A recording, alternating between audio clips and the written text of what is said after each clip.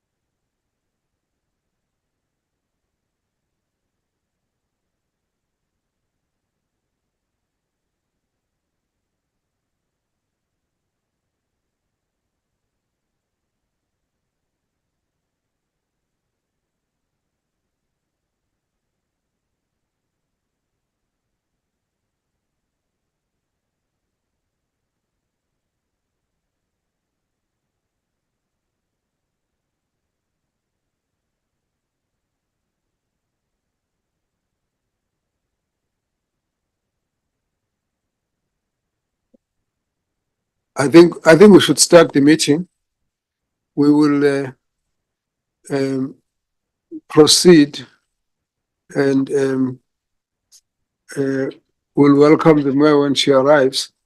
May we take a moment of silent prayer and meditation.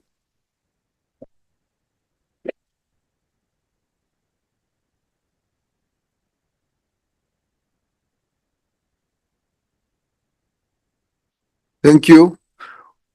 May I declare this meeting open and welcome all the members, Chairperson of SCOAC, honorable vessels, the members of the portfolio committees of COCTA, of SCOPA, of SCOAC, the delegation from Nelson Mandela Metro, the representative of Eastern Cape COCTA, the representative of the SIU, representatives of the Auditor General. We start this meeting. May I then welcome all of you who are here. We are gathered here to do a follow-up discussion with the Nelson Mandela Metro, Nelson Mandela Bay Metro Municipality. So let's welcome the mayor and the delegation. Before we do so, let me allow the comment. The honorable member wanted to make a comment so that we can release you. I'll allow you to do that. Honorable Mayor, you're welcome, and you will give you opportunity to introduce your delegation. May I just honor the honorable member to make comments so I can release him to go to the next meeting. Let's allow Honorable Trolley. Chairperson, thanks very much for your indulgence, and thanks to the members for your indulgence. Chair, I want to be here at the outset of this meeting to make a couple of comments. First of all, there was a program or a part of a program in Carte Blanche that reflected Nelson Mandela Bay in the very poorest light. And then there was an article written this week in the Daily Maverick entitled "Neglect, Vandalism and Poor Security Leave Nelson Mandela Bay's Flagship Beachfront Broken." Now, they say first impressions are lasting impressions. And I can't help but think that every single person who comes to Nelson Mandela Bay, whether it's for business, for tourism or recreation or whatever, that their first impression will be a lasting impression of a city's beachfront that is iconic or should be iconic, that has just become reflective of a broken institution. When you see weeds that are hip height growing in pools that are supposed to be there for people's recreation, and toilet facilities broken that people cannot use on the beachfront, then one wonders where people go to the toilet. And I think, Chair, if the committee can bear that in mind when they interact with the delegation from NMB, because it's a reflection on what's happened in that city. Thanks very much, Chair. Thank you very much. We will excuse you at the time when you need to leave. We will then proceed. Let's get back to the meeting. We just wanted to give you that space, but may I like you to introduce your delegation, and then we want to pick things up from there. Thank you, Chair. Chair, good morning to you, and good morning to the honorable members and government officials that are amongst us. I am Babalolo Bishe, the Executive Mayor of Nelson Mandela Bay Municipality. I'm with the Deputy Mayor and the Speaker. Can I request, if you have, if you introduce somebody, they could either rise or raise their hand so that you know who we're referring to. Okay. I'm with the Deputy Mayor, Councillor Gere van Niekerk, and the Honorable Speaker, Councillor Eugene Johnson. I'm with the MPEC Chairperson, Councillor Namete. I'm also with the Acting City Manager, who's a permanent COO, Advocate Lonwabo Ngoko. I'm with the CFO, Mr. Jackson Ngelwane. I'm with Mr. Barry Martin, who's a Director for Water and Sanitation Division. And I think that is our delegation. Chair, thank you very much. Thank you.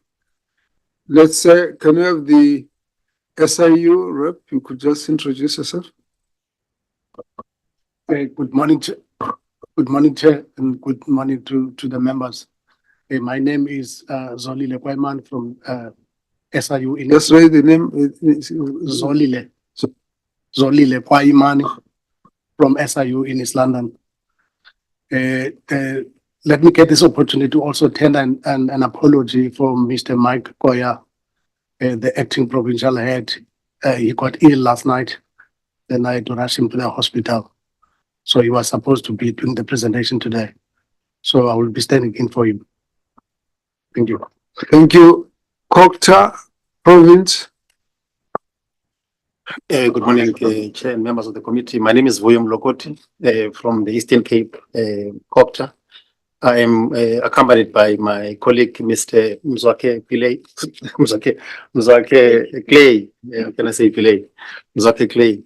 I must indicate that the date chosen unfortunately coincided with the date of the policy speeches for the Eastern Cape, and the MEC couldn't make it for today, so he delegated that I must attend on his behalf. Thank you very much, Chair. Thank you. AG. They're supposed to be on the, they're supposed to be online. I assume that they are there. So that's fine. I will not bother to introduce all the members of parliament. We have been there before, unless members think we should. Okay. All right. Thank you very much. Let's proceed. Let me then say, Honorable Mayor, we welcome you and your team. You will realize that we firstly are tasked with the responsibility. As you have here, the joint committees. On my left here, you've got Honorable Vessels, who's the chairperson of SCOAC, the standing committee on the Auditor General. We will be joined by Honorable Zivi, who's the chairperson of SCOPA. We work this as a triumvirate or threesome as we deal with the issues of audit outcomes, service delivery issues, and following up on the Auditor General's report. Now, we did have an engagement with Nelson Mandela Bay Municipality in the Wild Coast, the same committees. We were not able to deal with a number of issues, but as you would be aware, since we did some correspondence, more issues arose from our communication with the public and also with some of the members. So we felt we needed to just take those matters further. There is quite a lot of issues. That is why we've decided we're going to have time today with you, and then we'll proceed tomorrow. Today we have an interruption coming from the plenary session where all the members need to attend. So we'll break off at 1. Tomorrow we'll have the whole day, and we will be dealing with a variety of issues that we wanted to deal with. So before we go into the issues, I will itemize for you the approach we'll take in terms of which issues we start off with first. But what we will do at this point, we are going to just give you an opportunity to just give you your presentation, and then we'll start the engagement thereafter. So we will do your presentation, and once you are done, we're going to do an SIU presentation.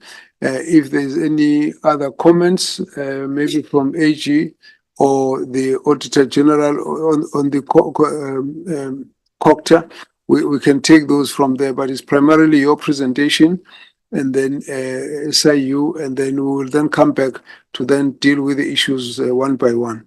That will be the approach we're going to take. So we're going to give you the next 20 minutes to take us through your presentation, and then we will get into the issues. Thank you. Thank you very much, Chair. We also appreciate this moment of being brought in front of Parliament to account on the public funds. And I'm going to hand over to our city manager to do the presentation.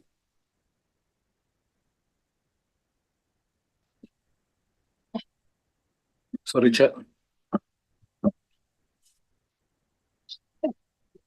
No, thank you, Chair. Chair, I'm sorry for interrupting.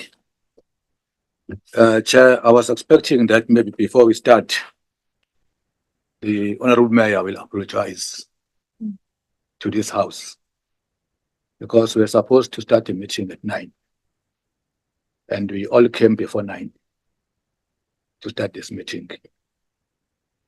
So therefore, Honorable Chair, it's not acceptable that we wait for the Mayor and her delegation for us to start the meeting.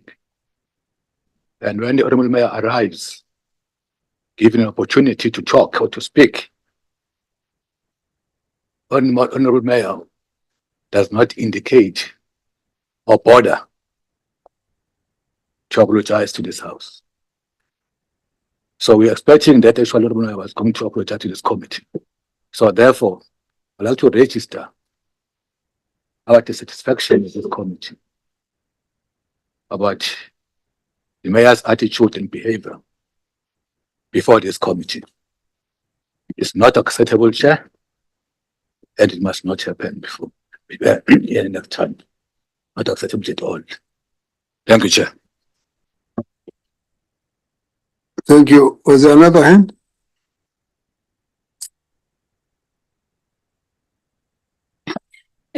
My apologies, Honorable Chair. Chair, it was not out of disrespect.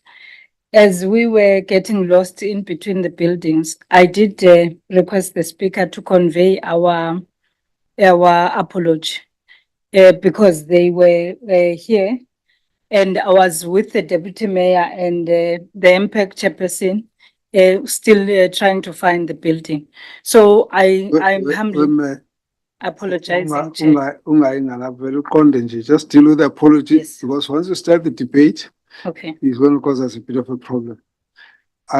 We don't have a procedure that the mayor delegates a speaker to do anything anywhere. There's no rule like that, and there's no such. Now, all that the member is raising is a legitimate point that you should have apologized. I didn't demand that of you, but I think out of common courtesy, you should have just done that as you start. Now, once you start going out to say the mayor, now it's not your fault, it's her fault. Now, that's a problem. Already, you're getting us, hyped up. Okay. Vuselo Mantomba. Oh, Lunite. Yeah, usifaka lapho yeah. ke. Let's just focus on the issue, apologize, and then let's proceed. Honorable Chair and honorable members, I'm humbly apologizing. It was not out of disrespect. I'm apologizing. Thank you, Chair. Let's proceed then. Thank you very much. Let's get the presentation. Is that a hand?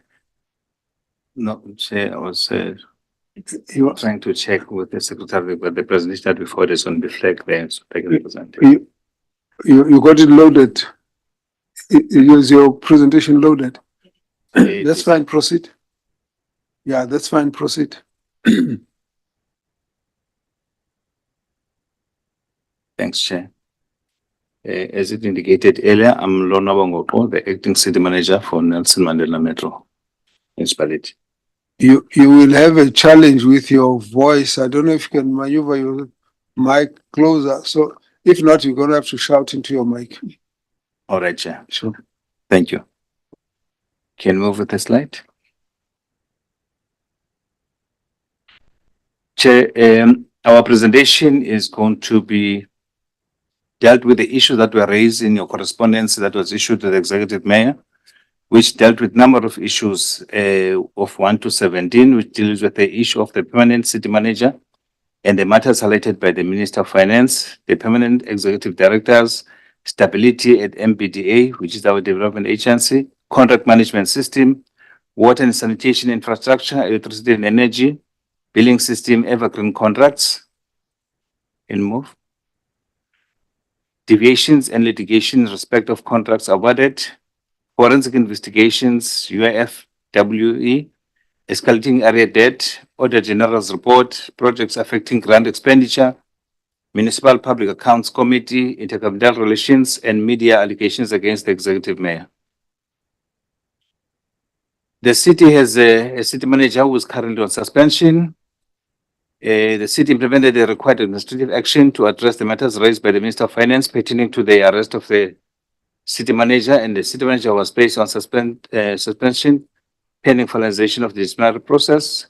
A judgment was recently delivered by Kabeka Specialized Crimes Court, which refused Dr. Nwa's Section 174 application in terms of the Criminal Procedure Act, and the case has been postponed, where the judgment is expected to be delivered on the 1st of April this year. The outcome of the criminal case has a direct effect on the disciplinary proceedings, as this is part of the charges in the process. A report on this matter was submitted to the City Council on 4 December, and the item was deferred, waiting for council consideration. Due to the confidentiality of the matter, I do have a copy, which was also forwarded to the Secretariat. I also got a copy in my possession for the committee. Can move. The date of appointment. The incumbent was appointed on 17 March 2022, suspension 16 February 2024. And the basis of suspension and annex charges are attached in the report. And I will forward them if required by the committee. And the court ruling on the issue that relates to the section 174 of the CPA is also available, Chair, at your request. Can you move? Yes, Good morning, Chair. Good morning, Honourable, colleagues. yes. Yeah, thanks for interference, but the presenter is saying that the annexure is attached. We need just a high level of explanation with why the MM was suspended, just in passing. Thanks, Chair. But, Thanks, Chair. but this is a slide presentation. Where is it attached? The annexures were submitted to the secretariat. I also have got it in my Sorry? file. They were submitted, the annexures of all what I'm talking about, and are also available in my file, Chair, which it's if the members want to see it. Okay, let's do a summary of what the issues and then proceed. All right. If I can summarize the charges that were put against the city manager.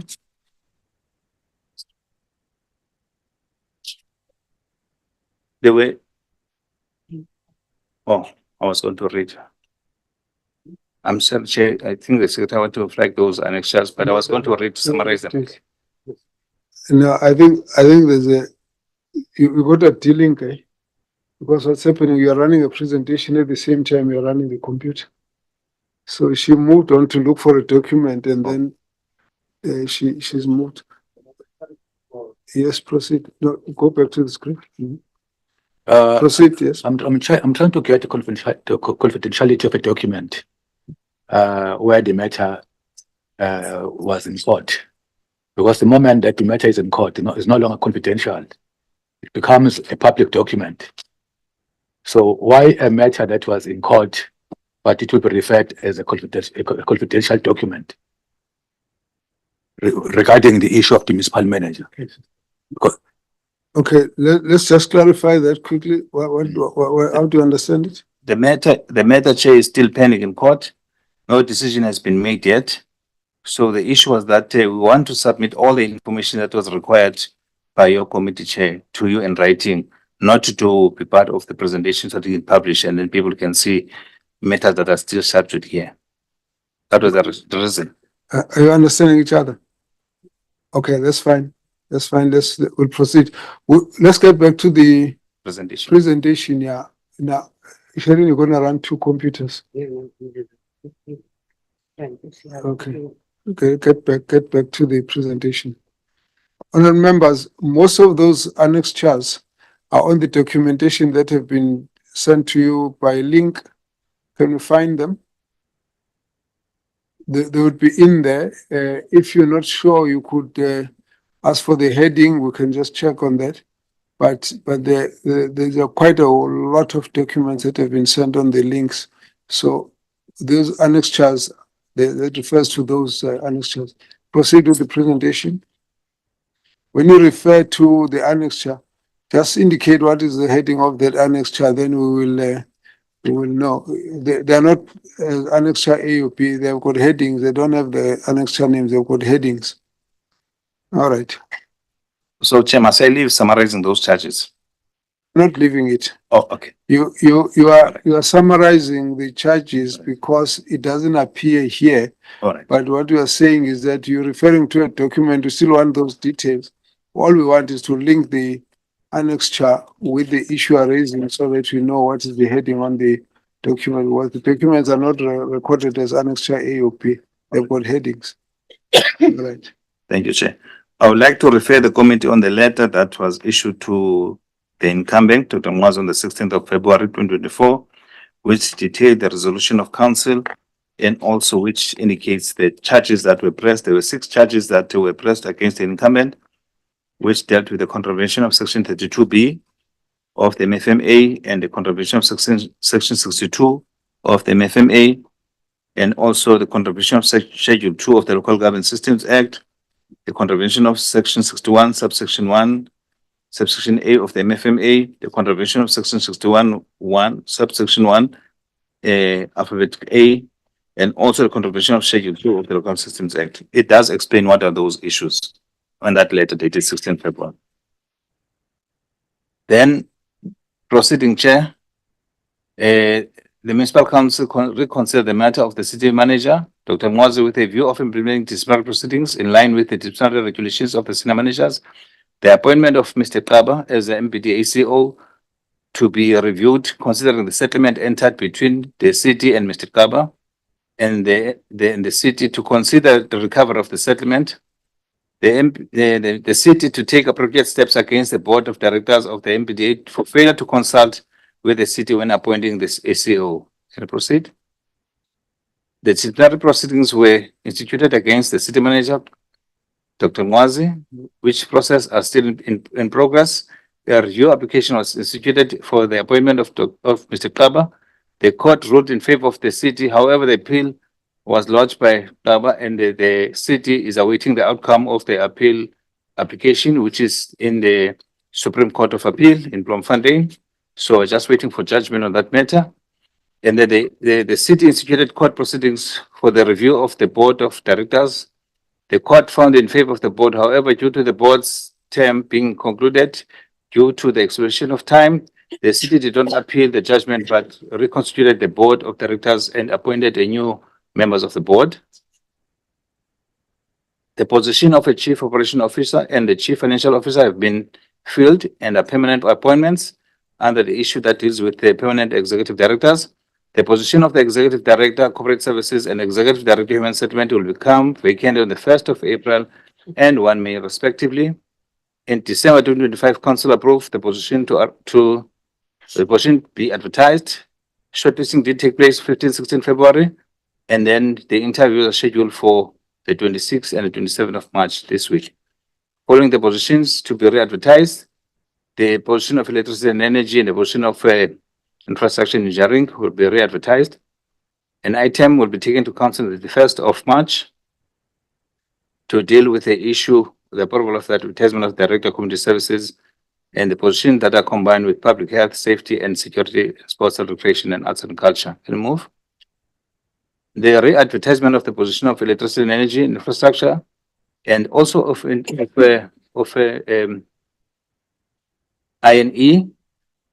because it's influenced by the new trading services reforms that the city is participating on. Can you move? The city's council on the 10th of November 2025 appointed a new board members of the MPDA for a period of 3 years. The city and the board and the MPDA has held extensive engagement, and the new service delivery agreement was concluded, which was approved by council. Regular board meetings are being held between the city and the MPDA, and the MPDA submits monthly financial reports to the city. Move. Under stability at the Nelson Mandela Development Agency, the confirmation of whether or not the city resolved to support or endorse suspension of the CEO of MPDA, which is Mr. Kaba. This matter falls within the ambit of the board of directors of MPDA. There is no legislative framework during the entity municipality to endorse or confirm or support or not to support the action taken by the board. Details and the basis of the CEO suspension due to the confidentiality herein can refer to the copy which is here, which were received from the board, which detailed the reasons why the CEO of the board was suspended. The records and details pertaining to the matter of MPDA versus Thandi Mafu concerning procurement query that resulted in the Auditor General adverse finding is also contained in this report. It's also under the bundle that deals with the MPDA forensic investigations, which are here in the file. And sorry, Chair, please a hand.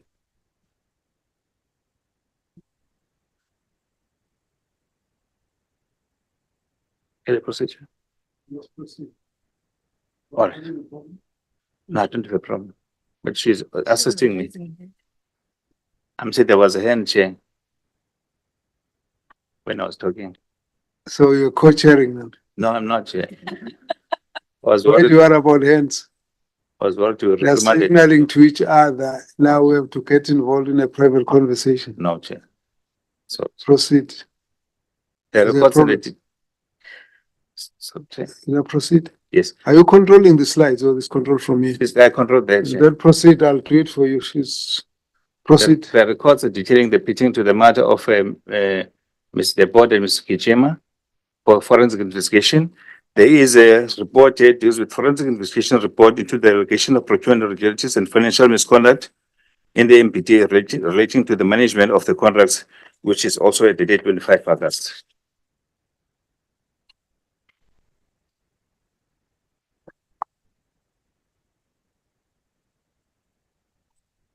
And then if I move, Chair, to the next slide, that deals with the contract management system.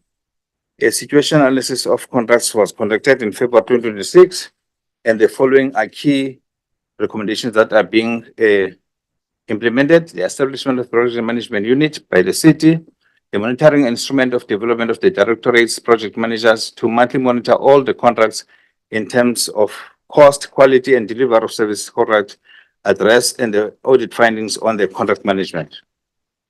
Under water and sanitation, the municipality has been experiencing drought since 2016. Perennial droughts over every 4 years. This often causes imminent water disruptions. Combined dam levels are at 41.2%, and a total of 20,708 water leaks were repaired as compared to 27,678 from 1 July 2025 to 13 March 2026. 18,240-meter water pipes were replaced during 2023-24 financial year. Rail water losses are standing at 33.3%. The municipality has a non-revenue water and water loss strategy in place. Continued under water and sanitation, the budget requirements of the non-revenue water and the water losses initiative for the next 5 years in 2026-27 financial year is standing at 226 million, 2027, 2028, 210, and 2028-29, 225, and 2020-29 is 210 million, and 2030-2031 225 million. The non-revenue water and water losses initiatives include leak repairs, consumer meter audits, value of hydrants, also valve maintenance, pipe replacement, reservoir rehabilitation, skills training, and communication. The estimated asset value for water is estimated at 20 billion. The municipality is currently spending 110 million in 2024-25 on the repairs and maintenance, and 210 million for capital expenditure, which is not enough for the infrastructure sustainability. The current backlog of water infrastructure per October 2024 report was 627 million.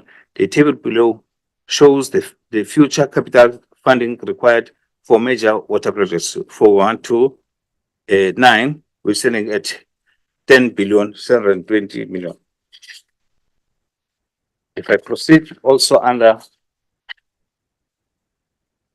water and sanitation, the city has a total of 7 wastewater treatment plants with unused capacity of 24.4% as of 30 June 2024. The division's asset value is at 10 billion, standing at 10 billion. It needs at least 5%. The maintenance backlog exists 500 million per annum of this amount to have business continuity in their operations. The average capex budget over the last 5 years is standing at 370 million per annum. The average repairs and maintenance is at 90 million per annum. This means the department has 50% of what they needed. There are 5,107 bucket systems and 17 bucket systems in circulation. The municipality has a bucket eradication strategy funded through I/G. The table below are funding shortfalls and requirements for the water and sanitation, which are standing at 8 billion. Under electricity and energy, the municipality has installed an extensive fiber optic network, which links the major high voltage substation as well as other cities. The supervisory control and data acquisition system, which monitors the controls, the maintain high voltage and the medium voltage substation. The municipality is currently embarking on the process to diversify the electricity supply of the metro. The city seeks to produce up to 1/3 of its total electricity consumption from alternative energies, which is about 180 megawatts. Therefore, the city requires the services of the IPPs to finance, design, supply, deliver, install, commission, and operate sustainable generation facilities within the metro.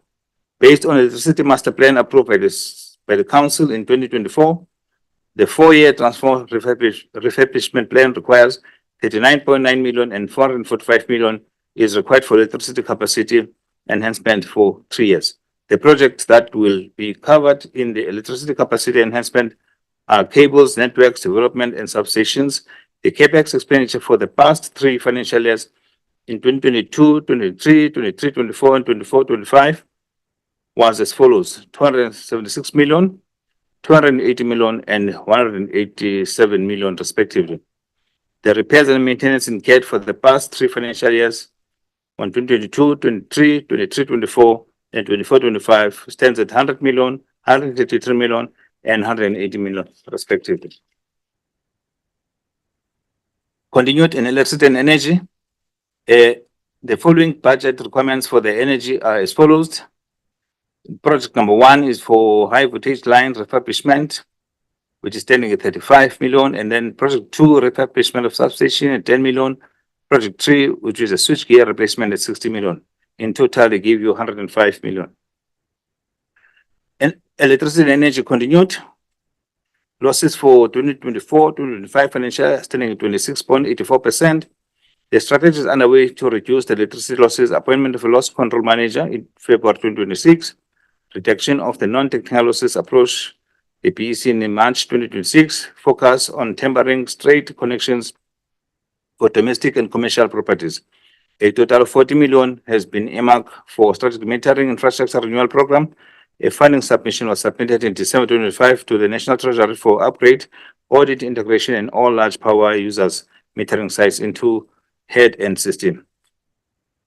Both the high voltage and the medium voltage conversions aimed at reducing technical losses. Engineering simulation tools are being applied to assist with network topology to assist in reducing technical losses.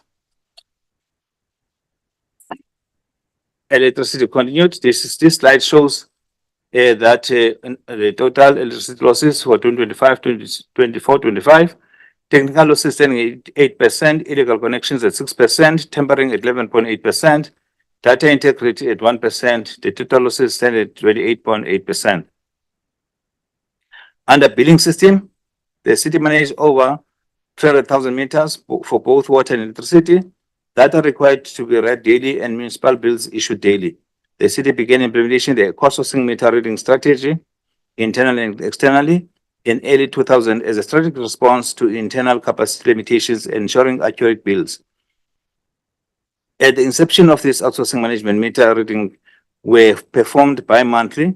However, to enhance billing accuracy and improve service delivery, the frequency was subsequently increased to a monthly cycle through the cost-sourcing strategy. Currently, the city appointed 3 service providers for meter reading services. The agreement includes the imposition of strict financial penalties in instances where incorrect readings or inaccurate data is submitted. In cases of water leaks and on a case-by-case basis, the city water rebate policy for underground water on the consumer's side is implemented. The other question, number 8, deals with evergreen contracts. An evergreen contract is a legal agreement that automatically renews after its initial term unless one party actively terminates it.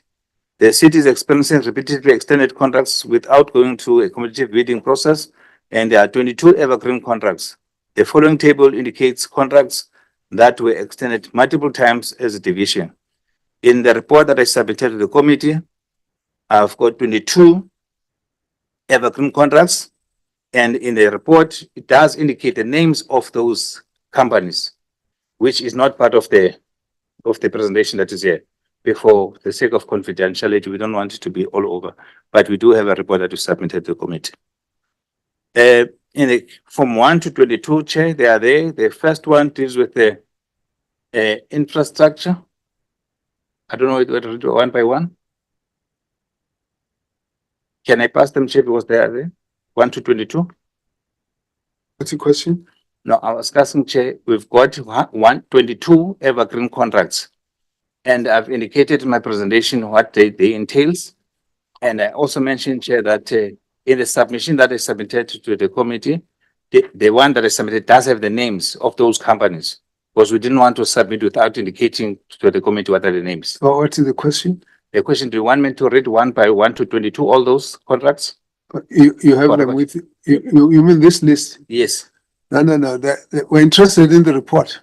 So Alright. that report, that's what I'm trying to get, because I haven't seen that report. That's the one I'm looking for. But that's fine. We don't need to read the names which you have, because the names are on the presentation. Yes. We will need the members to have the detailed report. That's the one we're looking for. All right.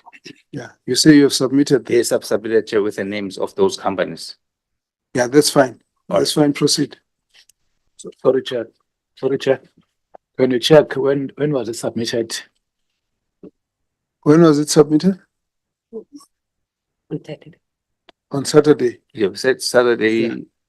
Okay, we'll just check, because I think just to make sure that all the members have got them. It came a bit late. All right. Still, Chair, on the evergreen. To address the root causes of these evergreen contracts, the following interventions were implemented and are in progress. Effective procurement planning, ensuring procurement plans are monitored, specifications for panels and framework are developed for operational budget, capital budget, including grants. Thirdly, fully functional project management intervention is being established. Fourthly, finalization of a deviation operation procedure that management has approved by the end of March 2026. The above has also reduced deviations from procurement processes to ensure compliance with MFMA supply chain management regulations and the audit requirements as reported here under section 116 of the MFMA.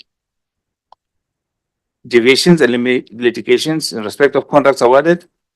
Under deviations in 2024, there were 172 deviations for the period of July to December. However, following interventions were implemented to reduce deviations. In our last engagement with the committee, I think it's Ugo, where we were, we came back and then we were warned that we must deal with these deviations. So what we have done since October last year, we have monitored the procurement plans, we've developed specifications for panels and framework for operational budget and capital budgets, including grants. We included the key performance indicators in each senior manager's performance scorecard to reduce deviations. With these interventions in 2005 for the period of July to December, and the deviation had been reduced to 87. A copy of the deviation register is annexed. We did submit also. Currently, we are reducing deviations from procurement processes and ensure compliance with the MFMA. Deviations and litigations continued. From June 2025 to date, there are 5 litigation matters wherein unsuccessful bidders have challenged their non-appointments in court. These 5 matters are currently subject here as the court proceedings are still in progress. All these matters are being opposed by the city. In 3 of these matters, the city has successfully in the first part of the court application. These applications, they've got Part A and Part B. Part A deals with to interdict the municipality not to proceed. So we've won Part A, so we're going to Part B. Part B is one we're going to argue them in court. So we're waiting for the dates so that we argue those. And then the deviation items to council and resolution are next here too. Under forensic investigations, there are currently 6 forensic investigations which are currently in progress. I submitted a report, Chair, to name those which also submitted to Secretariat. The 3 relates to procurement matters relating to infrastructure and engineering. 1 relates to electricity and energy procurement matter, which deals with the streetlights, which is another issue which was submitted to your office by a whistleblower. The other one relates to supply chain management unit, which is the investigation that is underway. The other one relates to the fleet management unit. Although these matters are still in progress, consequence management has been applied by the city in certain instances. This includes suspension from duty, civil and criminal action. Forensic investigation continued. Due to the confidentiality here in the report will be shared directly at the meeting with the portfolio committee. This report will deal with the details of forensic criminal and civil litigation pertaining to deviation and evergreen contracts. Details of the disciplinary proceedings instituted in the process of being instituted emanating from these deviations and evergreen contracts will be shared directly at the meeting of the portfolio committee. Chair, if you allow me, I would like the CFO to deal with the financial matters and the rest of the presentation. Please proceed. Thank you, Chairperson. And please switch off your mic and please come over the side. Please proceed, CFO. Thank you, Chairperson. Good morning and thank you. Slide number 29 is responding to unauthorized expenditure component, which we were requested to talk to. This tells us that in 2023-24, 1.4 billion rand was declared unauthorized. The 1.4 billion rand declared unauthorized was accepted by council in January 2025 and written off. The 2024-25 component is the 1.6 billion rand. The 1.6 billion rand having been explained or detailed in council in January 2026, the council has accepted the 1.6 billion rand and accepted it to be written off. The disclosure of both amounts will be reflected in the financial statements for the financial year ending 30 June 2026, Chairperson. So basically, that's what has been done. 3 billion rand has been accepted to be written off in as far as the unauthorized component is concerned. The slide that follows, slide number 30, talks to the irregular expenditure component, the one which is a bit of an Achilles heel that we are dealing with as a city. It tells us as to what was 2023-24, 22.1 billion rand, what became 2024-25, which was 24.2 billion rand. And in current financial year, starting from late last year, there are in red written amounts that have been subjected to impact processes on the irregular expenditure for them to be written off by council, and council has since accepted writing off those amounts. We are hard at work currently dealing with the other portions, directorate by directorate, of that irregular expenditure. That's what slide number 30 is talking to, which is our assignment as directorates to deal with it. Slide number 31 summarizes as to, because we can pinpoint as to what is irregular in each directorate, what directorates are busy working on, from budget and treasury, COO's office, and all the offices, and what has since been written off from budget and treasury. 1.4 billion rand is part of the 1.8 billion rand that we presented in the previous slide, and also the offices of the human settlements, INE, all that 1.8 billion rand is split into those directorates, Chairperson. Slide number 32, the slide that follows, is a response to a question that was asked about the arrear debt for the city. We report on it on a monthly basis. We categorize it into various services, from your water, your electricity, your property rates. We also categorize it at the bottom, Chairperson, in terms of the customer grouping, whether it's organ or state, it's commercial. We even disclose municipal employees, if they are owing, we disclose and we make follow-ups on them. And also households. This shows that at the end of December 2025, the debt was about 21.7 billion rand that we are chasing. There are other actions that we are undertaking to make sure that we collect that debt, Chair. So 21.7 billion rand at 31st December 2025. The slide that follows on page number 33 was requesting to indicate as to what actions do we take when councillors are in arrears.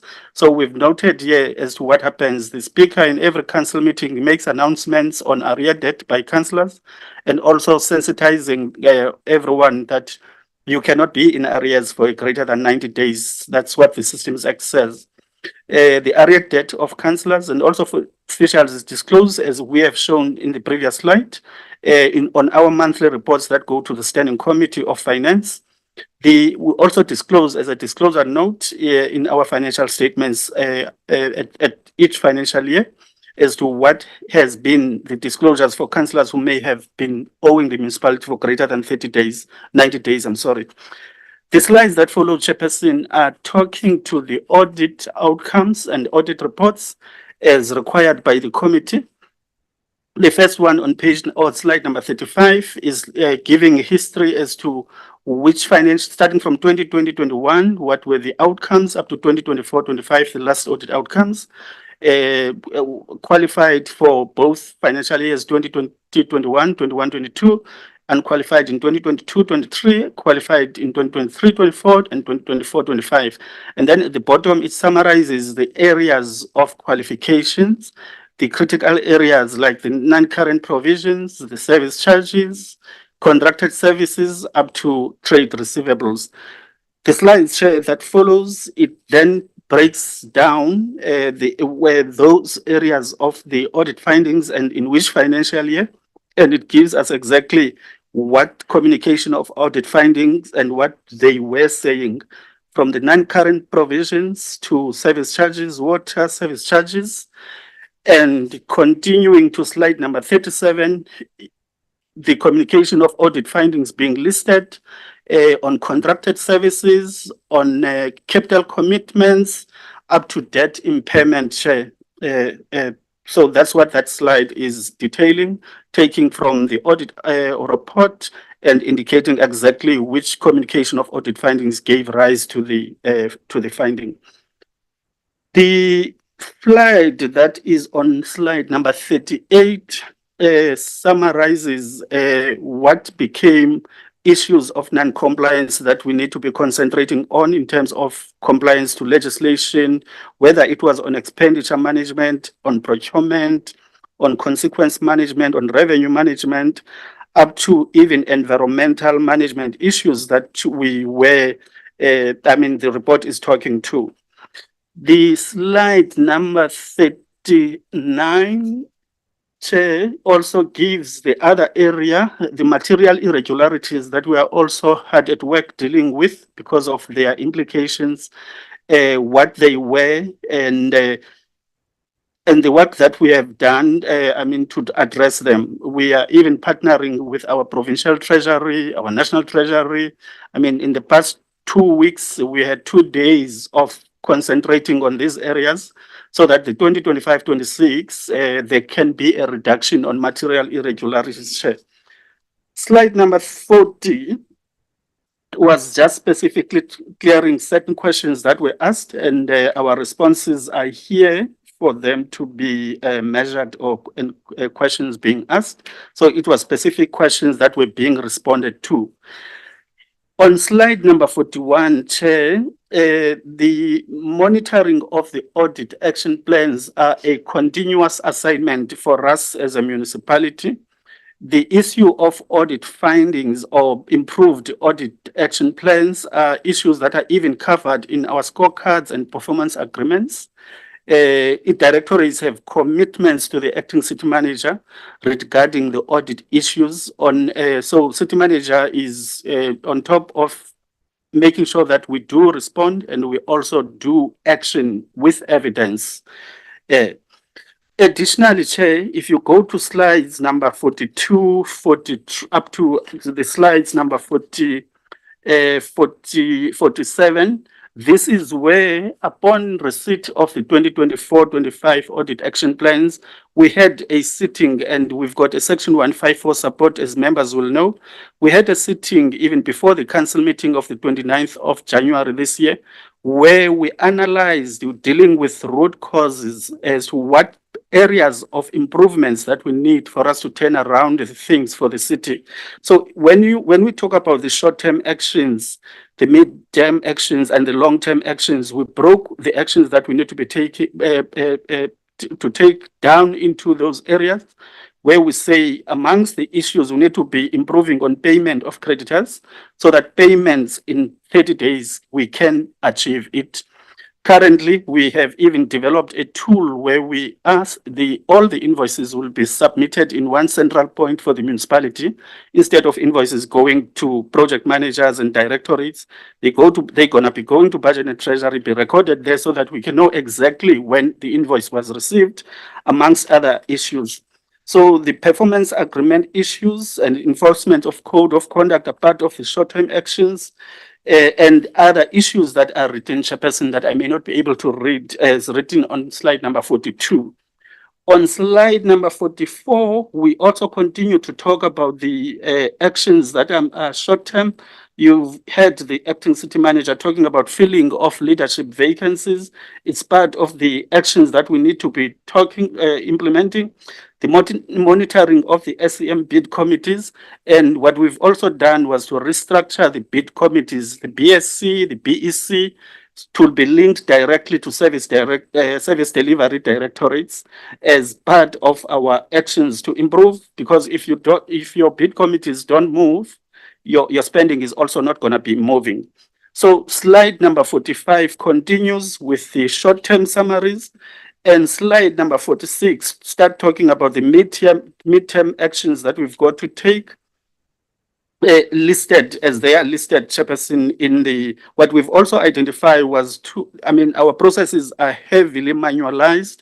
So some of the strategies include automating certain activities that we are doing or performing. In these slides, you will find us talking about automating even the annual financial statements preparation, where we have acquired a caseware for us to be able to prepare the annual financial statements. Slide number 47 talks about the long-term issues. One of the issues being the issue of MSCOA compliant ERP system. In the budget that will be for 2026, 27, 27, 28, 28, 29, we even talk about, we have got a project that is capital related for the ERP. You've got to have money for you to acquire that ERP. So it's part of the budget for the year coming. Chair, the slide number 48 was just wanting us to respond to the projects that are affecting the grants, and we have listed them in slide number 49 up to slide number 50, where we have indicated as to which directorate, what project ID, what project title, what is the budget applicable in slide number 49 and slide number 50. But what is indicated here, Chairperson, does not mean that the projects have not already commenced, but it is only breaking down the projects into their source of funding, being grant funding, mainly USDG and ISUBG. So slide number 49 and 50 are giving that indication. We were also asked on slide number 51 and 52 to talk about this, the expenditure for the financial years 2024-25 on conditional grants and 2023-24 on the conditional grants, where we split as to what was the Urban Settlements Development Grant, what was the ISUBG, IPTS, and the municipal disasters being reflected as well, because in that financial year, we were affected by 2 disasters in one financial year. So the spending in 2024-25 is demonstrated for the grants as it is shown in slide number 51. And in slide number 52, we indicate, Chairperson, as to what became 2023-24, which grants were received, what did we revise, what became the expenditure for that financial year, starting from the USDG up to the last one. In terms of improving the spending of the conditional grants as we go forward, slide number 53 summarizes what we are doing. For number one is the operationalization of the PMU, which is funded by USDG and ISUBG, as it is allowed to a 3%. The planning processes that requires to be improved continuously. When we take a project in the budget, what we need to also be doing, that project is shovel ready. I've spoken about the re-establishment of the BSCs and BECs in terms of service delivery directories. And also what we have done away with when projects were awards made, we had a culture of referring the items to the external lawyers. So that has since been done away with. If a contract is to be signed, if it's below 10 million rand, it gets signed by the ED of that directorate. If it's above 10 million rand, that inclusive, it is then approved by the city manager. Also, what we are doing when we feel that we will need surrendering, the surrendering of grants in case where applicable, That's what we motivate timeously in contact with the National Transferring Officer and also the National Treasury. We were requested to talk about the MPEC on slide number 54. This is what the MPEC is busy at work doing. The UIFW matters are processed via MPEC. The figures that I've showed previously of 1.8 billion rand or 1.7 billion rand are figures that have gone through MPEC, be recommended to council for investigation or for further for writing off. The MPEC has got its meetings, but an accelerated process has also been agreed with. MPEC has also, in the section 154 support that I've mentioned previously, a support that has been granted as well under section 154. We've mentioned what has been written off.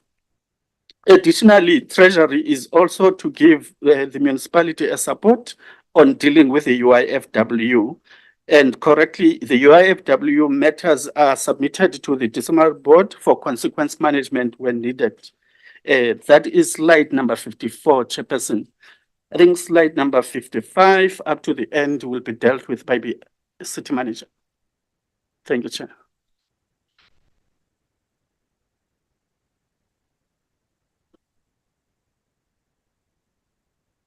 Mayor, are you done with your presentation? Not yet, Chair. The city manager is going to conclude. Thanks, Chair. Switch off one mic.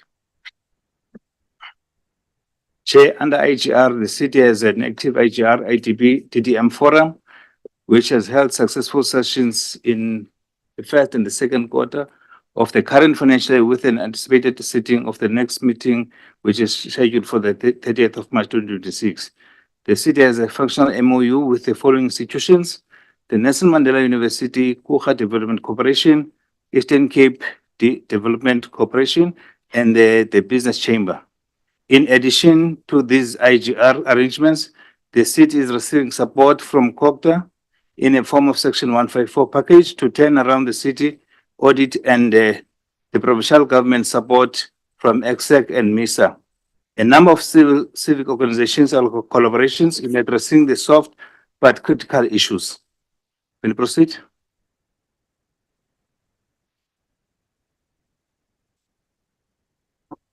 Under media allegations, this relates to the lease agreement that the former city manager, acting city manager, entered with the Kocha Steels to lease the city's asset, which is a transformer, informed by the potential job losses and the loss of revenue for the city. There was no council approval for this lease, and council has since resolved that a review application be launched in the High Court to set aside the administrative action of the previous acting city manager. The review application has been launched in the High Court, and they also have launched yesterday, Chair, on this matter, the replying affidavit, which was coming to respond to the affidavit of the Kocha Steels. And the budget and treasury has confirmed that Kocha Steels has made payments, 6-month payments of 287,000, which equates to 250 plus VAT since November 2025 to the 4th of February 2026, whilst Kocha Steels awaiting receipt from the city of the new account details to effect payments. The 6 payments are reflected there, Chair, from 13 November, 9 December, and 6 January and 14 January respectively. A copy of the municipal account reflecting these payments is annexed here too, is also present in the file which I was submitted to you. In conclusion, Chair, the city reaffirms its unwavering commitment to strengthening the contract management, addressing deviations, and ensuring the effective delivery of services to our residents. We recognize that these areas are critical to restoring confidence in the municipal governance and fulfilling our constitutional mandate of service delivery. Decisive steps have been taken to ensure that corrective measures are implemented with urgency and transparency. These effective measures is to enhance contract management, addressing deviations, service delivery commitments, transparency, and accountability. The municipality acknowledges that some of the challenges date back as far as 2016, but emphasizes that through transparent intervention, decisive leadership, and strengthened governance systems, the city is charting a new course towards sustainable service delivery. The city remains committed in driving these reforms, ensuring that every intervention is not only transparent, but also responsive to the needs of our communities. The city acknowledges that and appreciates the support it is receiving from all spheres of government to assist in the service delivery. Together, we are building a municipality that is accountable, transparent, resolute, focus on delivering quality services to the people of Nelson Mandela Bay. I thank you, Chair.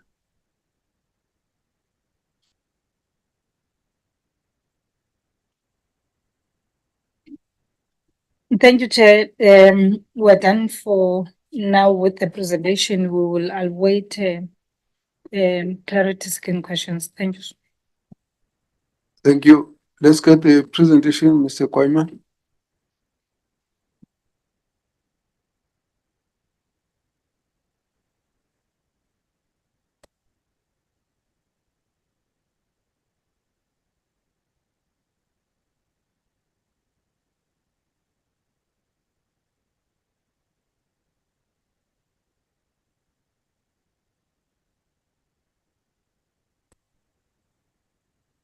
SIU presentation, is it loaded this side? Yes. Okay.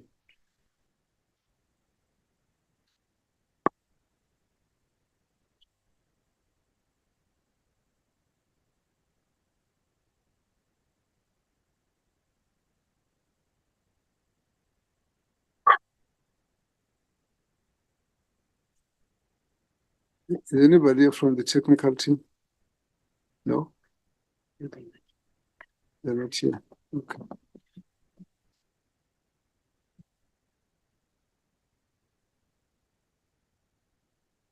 We're waiting for the presentation to be loaded.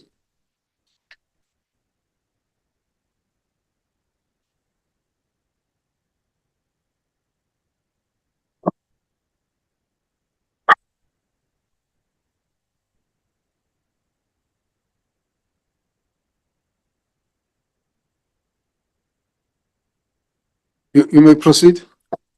Thank you. Good morning, Chair, once again, and the members of the committee. Like indicated earlier, my name is Advocate Zolile Kwaiman from the Special Investigating Unit in East London. I forgot to mention earlier that Ms. Zoda Klesibe, our Chief Operating Officer, has joined us online. Chairperson, from slide 1, I will just browse through slide 1 to slide 10. Slide 1 deals with the SIU mandate. And then slide 2 talks to constitutional and legislative framework of the SIU. Slide 5, the legislative mandate, which deals with the functions, the powers of the SIU and the members. And slide 6 deals with SIU outcomes and the consequence management, what we do after we have completed our investigations. Then slide 7 is an internal process, our SIU value chain, what we do upon receiving a complaint. This is our fight, we call it an ecosystem. Our fight against corruption, maladministration, and malpractice. And slide 9 deals with the motivation and proclamation process. That whole slide 10 deals with the process upon receiving as a complaint and then until we motivate and the proclamation is issued.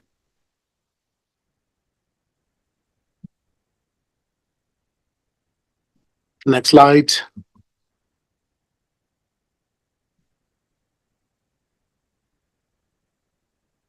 Slide 12. It deals with also the historical investigation that SIU has done with the Nelson Mandela. If you look at our slide on your right-hand side, it deals with Proclamation 13 of 2018, the Nelson Mandela funeral, Proclamation 23 of 2020, the COVID-19 investigation. Those two investigations are the completed investigation. which I'll give highlights on what were the outcomes. And on your left-hand side is the proclamation 170 of 2024, the procurement and installation of streetlights. The investigation is being finalized and the report is being prepared for the presidency. Slide 13, the proclamation 13 of 2018.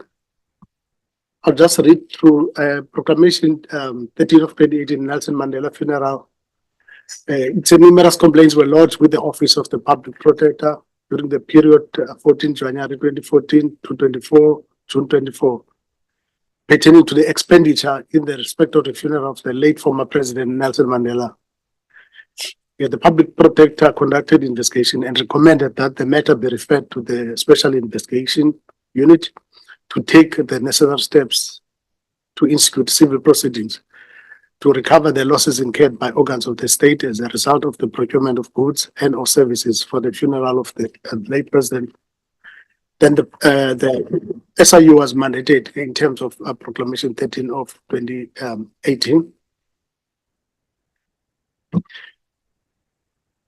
Next slide. Those were the focus areas that we dealt with: maladministration in the affairs of the and treasury of the Eastern Cape and the Eastern Cape Development Corporation in relation to the allocation of funds to be used for the funeral of the former President Mandela and any related unauthorized, irregular, fruitless and wasteful expenditure incurred by the institution or the state. The focus area was the procurement and or contracting of goods, works or services by the institution in relation to the funeral of the former President Nelson Mandela and payments made thereof in a manner that was not fair, competitive, transparent, equitable or cost effective, which took place between 5 December 2013 and 25 May 2018. Slide 16. The procurement followed by the Nelson Mandela in procuring goods and services for the memorial service. It was alleged that an irregular process was followed in the procurement of goods and services by the municipality. The SIU findings: the SIU found that the goods and services were procured in an irregular manner, goods and services that were not permitted under the directive issued by the National Treasury were procured. The value of the goods procured and services was 1,252,472.1. The then acting city manager was found to have contravened various sections of the Municipal Finance Management Act, which resulted in the municipality incurring irregular expenditure. There were no civil litigation processes followed. Disciplinary referrals: at the time of the investigation, the acting city manager had left the municipality. Criminal referrals: the SIU referred evidence of criminality to the NPA and thereafter submitted the final report to the presidency.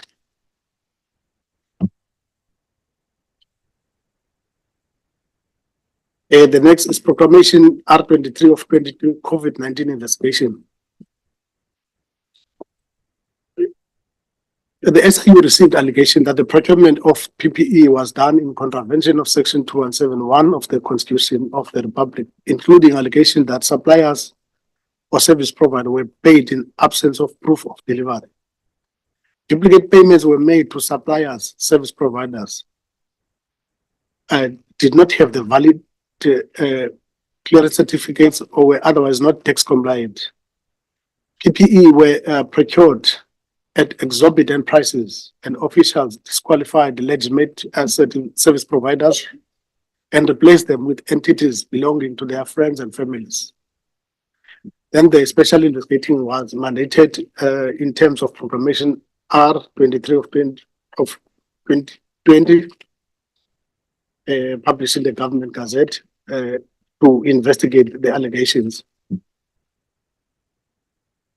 The investigation focused on the procurement of or contracting for goods, works and services, including the construction, refurbishment, leasing, occupation, and use of immovable property during or in respect of the national state of disaster, as declared by the government notice number 313 of 15 March 2020. by or on behalf of the Nelson Mandela, and the payments made in respect thereof in a manner that was not fair, competitive, transparent, equitable, or cost-effective. Any improper or unlawful conduct by officials or employees of the state institution or any other person or entity in relation to the allegations set out in paragraph 1 of the schedule, including the causes of such improper or unlawful conduct and any loss, damage, or actual and potential prejudice suffered by the state institutions or the state. Right. 20. Allegations, appointment and contracting of HP Paletona projects. It was alleged that the former city manager, Ms. Nokolo Mwazi, forwarded the name of the company HT Pelotona Projects Pty Ltd to be utilized for various projects. Paletona is alleged from Velcom in the Free State Province, and it was appointed for the construction of 2,000 toilets meant for the informal settlement, which were never delivered. The whistleblower further alleged that the prices for the construction of the toilets were inflated and that the company was outside of the Eastern Cape Province was appointed to provide chemical toilets to the Nelson Mandela informal settlement communities. The whistleblower also alleged that there was collusion between the service provider and Ms. Mars. The SIU findings, the SIU investigation found that the goods and services rendered by Peloton are related to various projects which involved the construction of 2,000 even toilet stand pipes and 2,000 aerators and formal settlement within the jurisdiction of the Nelson Mandela. The total value of the price of the contract was 24,600,000, exclusive of it. It has also been found that the Paletona was appointed before the award letter, which was only issued on the 28th of April 2020. The declaration of a disaster management period as a consequence of the outbreak of the COVID-19 pandemic was used to circumvent proper procurement process, and non-existent emergency situation was found, thus relied upon. From the date of appointment of Paletona, only 200 even of toilets, stand pipes and aerators for the informal settlements have been built. Paletona was appointed following Municipal SCM Regulation 36(1) and 4. This regulation is only applicable in emergency situations. The outcomes, the SIU issued a letter to the Nelson Mandela to stop paying HT Paletona, which was effected by Nelson Mandela. HT Paletona approached the High Court to force Nelson Mandela to pay the money owed to them. The SIU applied to join the proceeding to oppose the application. The court ruled in favor of the municipality and the SIU. The disciplinary referral, the SIU referred 2 letters recommending a disciplinary action against 2 officials, an acting executive director, human settlements, and acting city manager on 31 March 2021. The Nelson Mandela municipality informed the SIU that the acting executive director, human settlement, was suspended and later came back to the office. In respect of the acting city manager, the Nelson Mandela Bay municipality advised that they were waiting for the council resolution. The council applied to the High Court to challenge the report and referrals of the SIU, and the court ruled in favor of the SIU. The SIU referred evidence pointing to criminality against 2 officials. NPA and SIU are collaborating in these matters.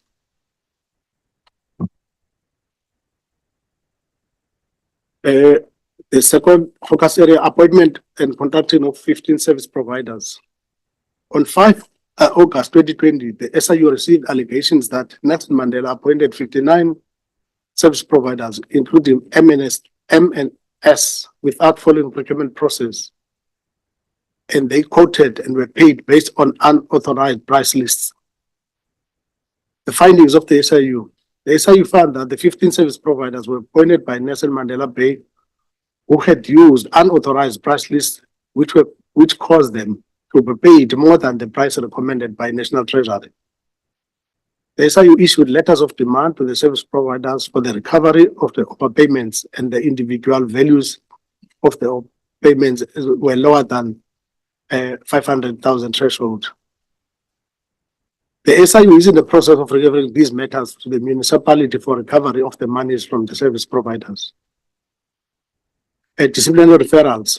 The SIU referred evidence in support of misconduct cases against 4 officials of the Nelson Mandela for failure to comply with the municipal finance management circulars, and the municipality decided not to institute disciplinary process against the official, as they decided that the SIU findings to be irrational.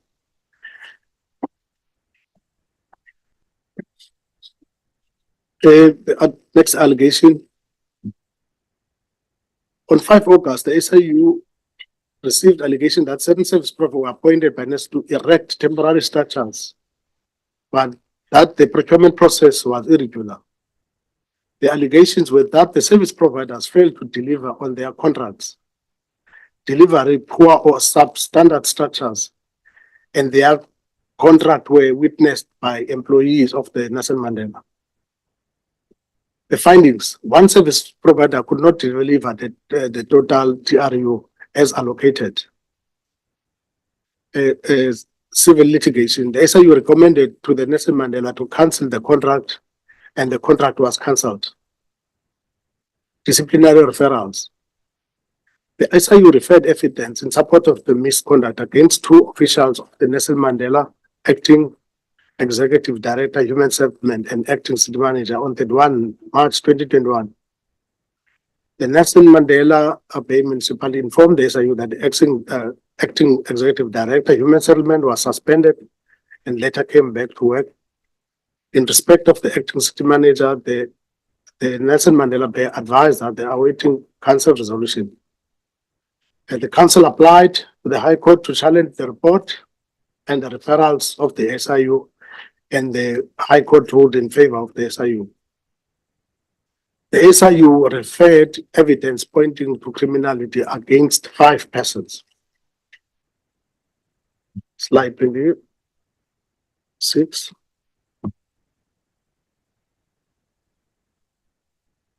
Oh, sorry, slide 25.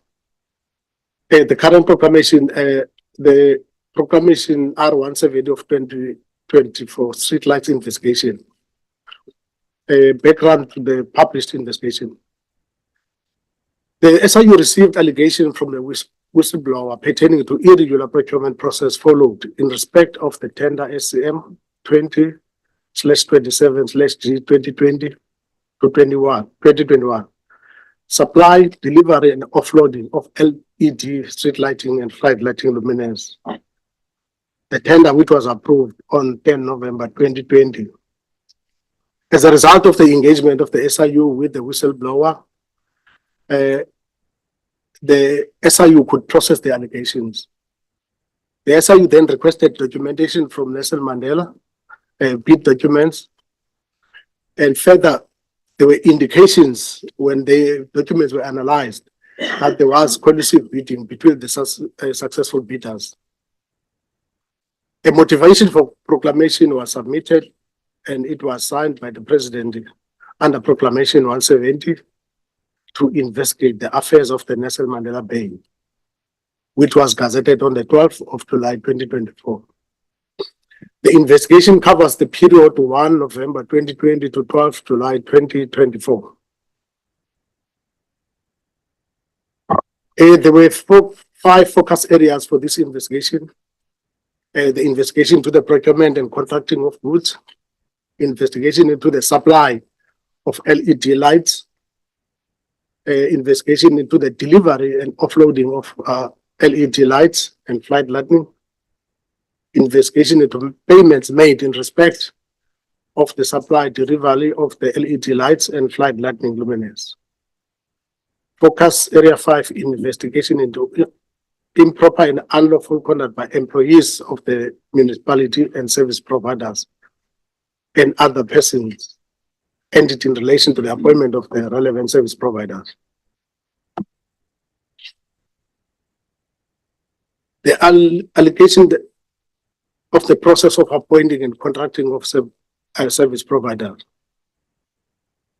with indications of bid rigging and collusion, that one of the successful bidders positioned itself to succeed as either a bidder or a supplier. The Streetlights contract to supply deliver was last utilized in 2013, at which it lapsed and was not revived through the formal tender processing. So this is what we found in our findings, that the last bidding process to procure lights was last done in 2013, and the subsequent years, the Nelson Mandela procured street lighting through deviations. The initiation of the procurement under investigation was initiated through verbal instruction, and there was no needs assessment. The first validity extension period was sent only to 22. That's what we found, that the municipality decided to extend the validity period, and of the 26 bidders that bidded, only 20 were given the opportunity to extend the validity period. The validity period, the second validity extension was sent only to 13 of the 26 bidders, because there were two extensions of the validity period. But the second one was only sent to 13 of the 26 bidders. And it was sent a day after the end of the initial date, it was extension period was already expired. The SIU found that there was a collusion between the service providers. In their declaration forms, the service provider declared that they never colluded, they never interacted with each other, which we found that to be incorrect. And we found that one of the service providers was also a manufacturer, which was approved by the municipality. Then the three service providers for this tender were appointed to a value of 35,368,417. Focus Area 2, investigation to supply of LED lights, flood lighting luminaires in compliance with the specification by the service provider. The allegation was that the goods that were supplied were not what was in the specification. The SIU ascertained that the street lights, as offered by the winning suppliers and approved by the municipality bid committee, were changed during the contract period by means of the verbal instructions of the verbal agreement between the municipality and the suppliers without proper engineering change management process. Because what we found is that some of the lights, the suppliers indicated that the lights that they provided did not provide enough light, and they wanted to provide lights with higher wattage, and that agreement without following due process was accepted by the municipality. The SIU found that the municipality procured high wattage street lights and flood through two service providers, which were unrelated to the contract. And thus the lights were irregularly paid. There were lights that were procured, which were not party to the contract, that were procured, that we found that were not party to this contract. But the supplier indicated that he was asked to procure those lights and then issue an invoice, which was based on the current contract.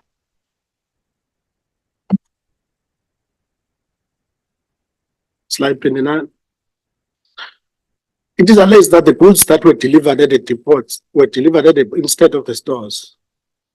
It was alleged that the delivery of the goods were not done in terms of the contract. The SIU investigation revealed that verbal instructions by 5 municipal employees were given to service provider to deliver at 6 depots instead of stores, which was terms of the contract. Remember, in terms of the contract, the lights were supposed to be delivered at the stores, but instructions were given that they must be delivered at the depots. And that is what we discovered later, that the depots did not have the capacity to deal with the receipt of the lights so that they can be properly recorded and properly registered. This is what we found, that the depots did not have the capacity suited for long-term and bulk storage of the streetlights. We also established that the depots did not keep proper records of the lights that were delivered. In some instances, we find that there were notebooks that were kept. We find that some of the lights were scribbled through, and then thereafter there was no continuous, recording of other lights that were received at the depots.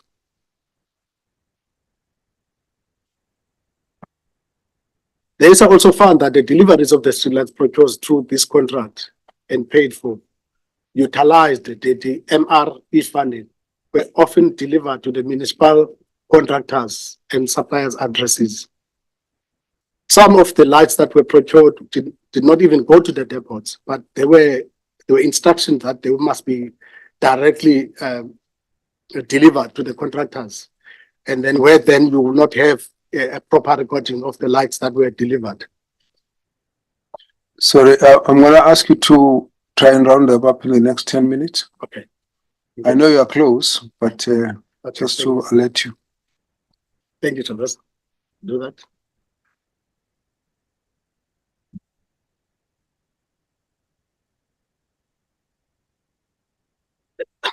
Focus Area 3 investigation to deliver offloading of LED lights. It was alleged that the goods were delivered at a depot instead of stores. The delivery of the goods were not done in terms of the contract. Okay, I've dealt with that part. Slide 31. Allegations leveled against officials dealing with the processing of payments, in that some of the payments are processed quicker than the others.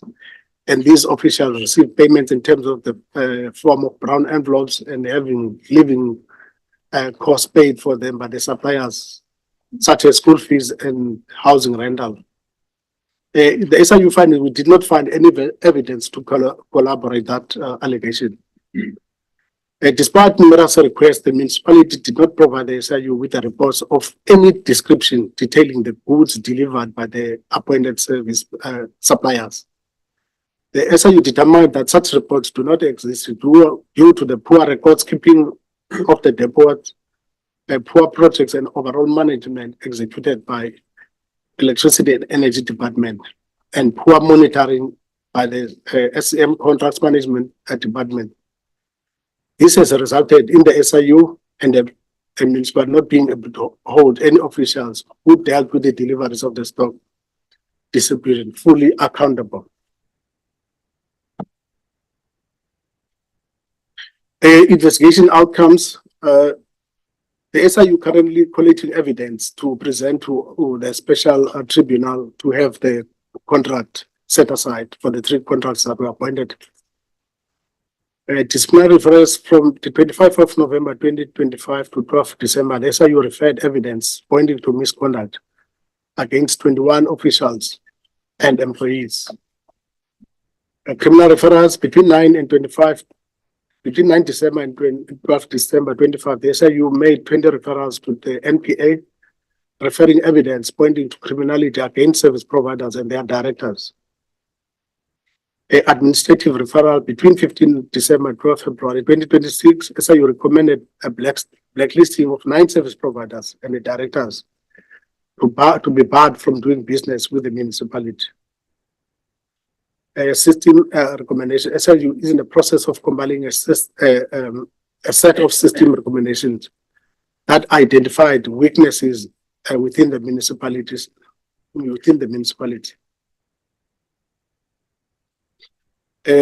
with your time, Chairperson, our high level observation are based on what we contained in our system recommendations. These were the gaps that the SIU identified, which we are going to discuss with the municipality in order to prevent, the reoccurrence of the same issues.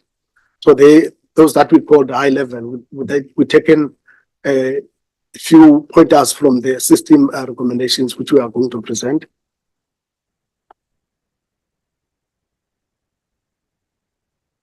Up to slide 39. I'm just mindful of the time. Matters under business development. Those are the allegations that the SIU received on slide 41, soliciting of bribes for jobs. HR officer within the municipality are alleged to be selling jobs to potential candidates for 5,000 EPWP program. The allegations were referred to the city manager on 29 August 2025. Acting city manager responded via letter confirming that the matter is referred to the director internal audit. At the moment, we don't know what is the outcome of that. There was another allegation of 21 million steel transformer. I heard the acting city manager talking about that. This is the same information that we have. Corruption, SCM official taking bribes and selling confidential internal bids, basically extorting money from potential bidders and providing advice and assistance in helping them to complete tender documents for bribe. Then the allegations were referred to the acting city manager on 10 February 2026. And due to the whistleblower anonymity and lack of detail, they said we could not pursue any further. Then the acting city manager responded via a letter confirming that the matter is referred to the director internal audit, who engaged with the AC, citing that there is not enough information to pursue the allegation. Lastly, the SIU can say that there has been a good working relations between the SIU and the office of the Nelson Mandela in terms of our investigation. We never experienced any problems in getting the documents that were required. Slide 42, 43 deals with the invoice of the current proclamation, the budget in terms of our LOE, the invoice that we sent to Nelson Mandela and how much they've paid and the amount that is still outstanding. And in that regard as well, I can say that the municipality continues to honor the payment to the SIU. That would be the end, Chairperson. Thank you.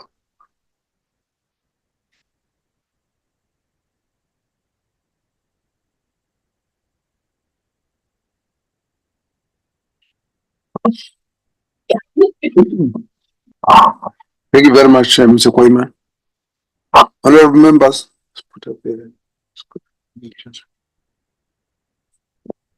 that brings us to the end of the presentations. We're going to start the discussions. I want to table the approach, which we will suggest is going to be the format of dealing with these issues so that we are able to give adequate time to all of the issues that are in front of us.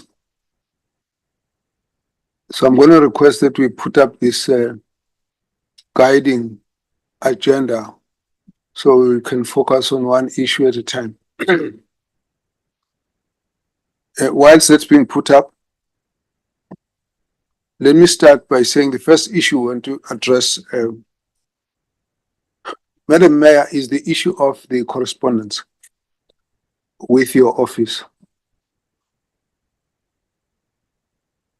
I want to just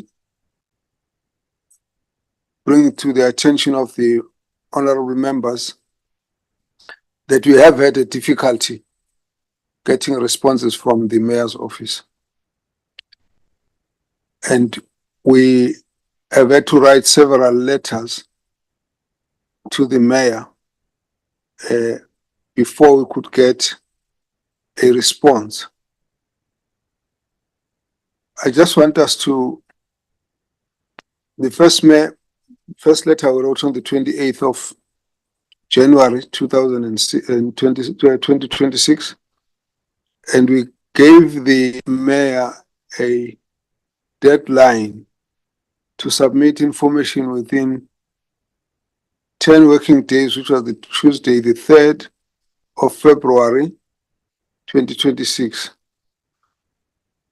We wanted information on evergreen contracts, audit outcomes, municipal account committee report, forensic investigation, media allegations about the mayor. The mayor did not respond to those issues. So we would like to give the mayor the opportunity to explain why we didn't get that response.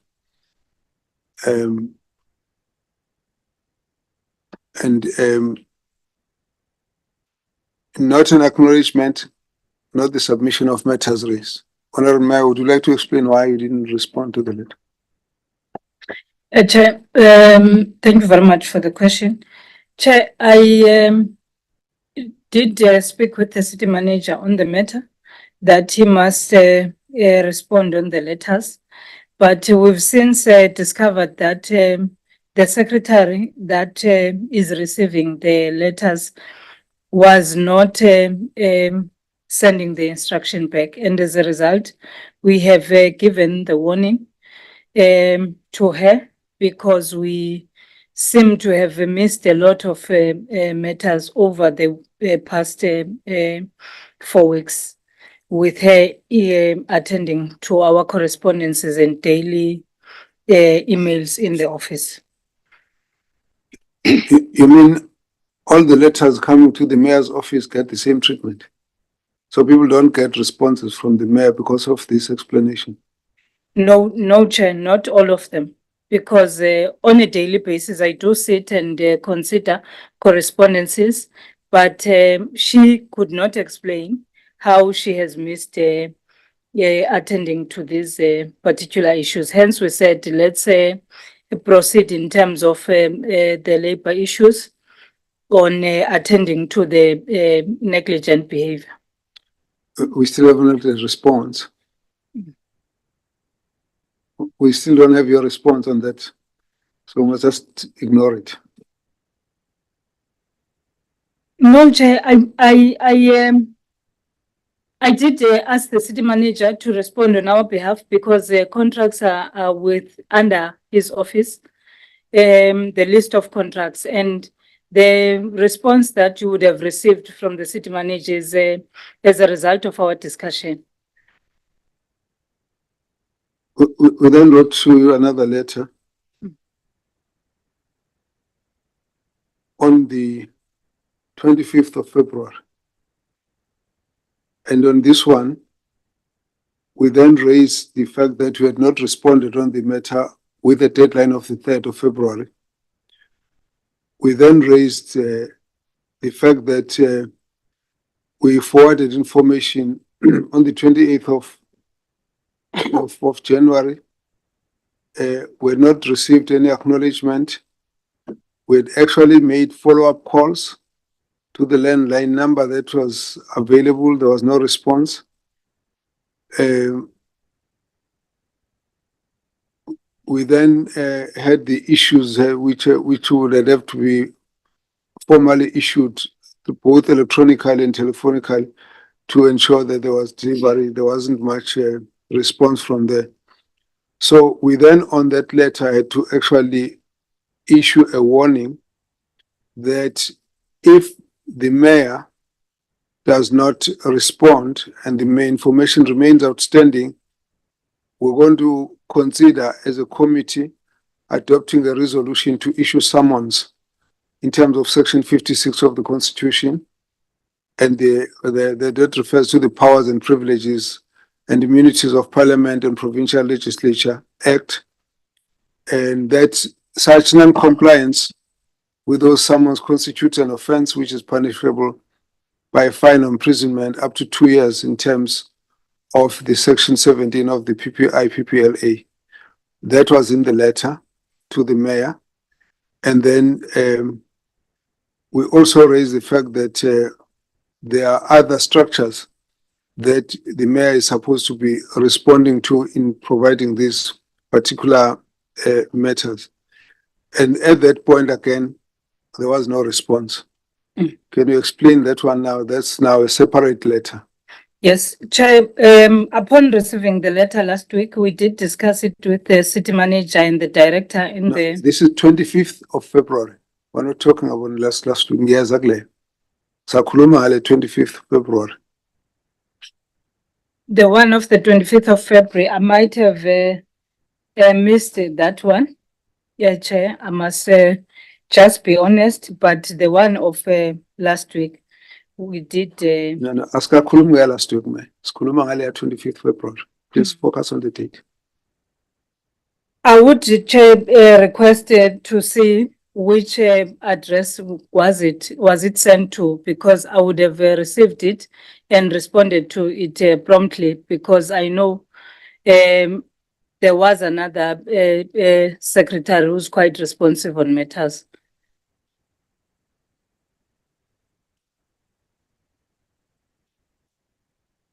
The only problem with it is that all the subsequent letters that you responded to went to the same address as the previous ones. So it's difficult now to say, we use the same address. This is the second letter I'm referring to. And we use the same address for those letters. This one, then of course, after that, we sent the letter on the 2nd of March. That was the third letter. Would you explain that one?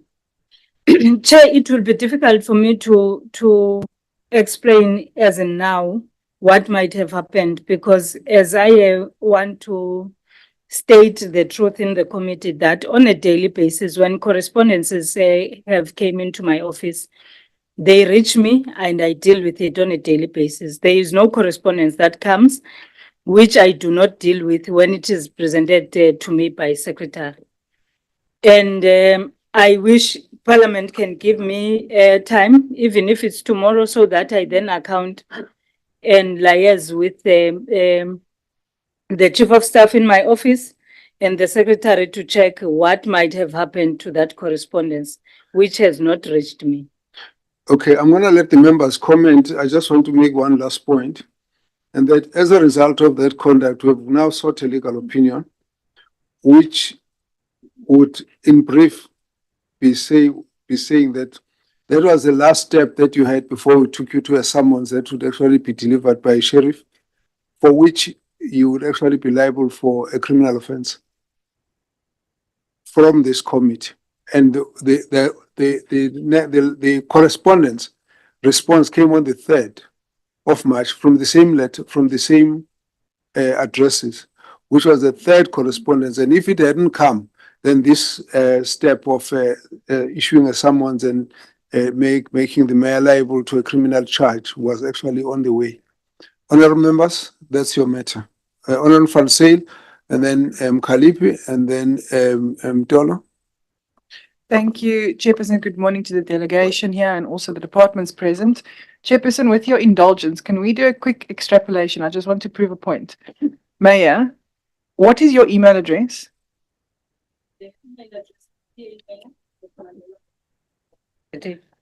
And Mayor, do you have your laptop with you? Do you have your tablet with you? I do have my laptop with me. Chairperson, and your cell phone, is this PA@Mandela, whatever the email address is that you've just given to us, is that loaded onto your cell phone? Is that loaded onto your laptop? It's not loaded on my laptop. It's loaded on two secretaries in the office because it's correspondence that goes to the secretaries. Thank you. Chairperson, I just want to find out then, how do you get the correspondence? Because a couple of minutes back you said that you get all the communications on a daily basis and you deal with it. But now it seems as if none of the communication actually gets to the mayor, it goes to the PA. Now I want to know, how does that then get transferred to the mayor? Because it seems as if that doesn't happen and that's what's happened here, Chairperson. Yes, the mayor is going to respond, except in this case, she said that she did receive the first one. Please respond, ma'am. Thank you, Chair. Chair, part of my duties is not to receive directly correspondence, but it is to deal with the content of what is entailed in the correspondence. And hence, there are two secretaries in the office that deals with the correspondence management. And there's a chief of staff who then brings all the correspondences. And the process is an email is received, it is then processed to my office, and I'm saying on a daily basis, whatever email has came, it comes to me and I deal with it. There is no backlog of information, not unless it has not been channeled from those secretaries to me, so that I deal with it. So it means the failure of them not giving me the information might have caused this mishap, which is quite a grave one, and which I want to apologize to the committee for, but I'm going to give tomorrow an account of what might have happened to that correspondence of February. Chairperson, I think with due respect, if two PAs, two secretaries, and a chief of staff don't think that 3 letters from Parliament is important, I really do understand the suffering that your residents have, not being able to get a hold of you. Thank you. Kalipi? No, ngiyabonga Sihlalo. I don't know, Chair, if I have missed it, because you were supposed, Mayor, greetings to you again. You were supposed to come last week to deal with the municipality as a whole. But due to non-responsive from your office, we decided to move it to today.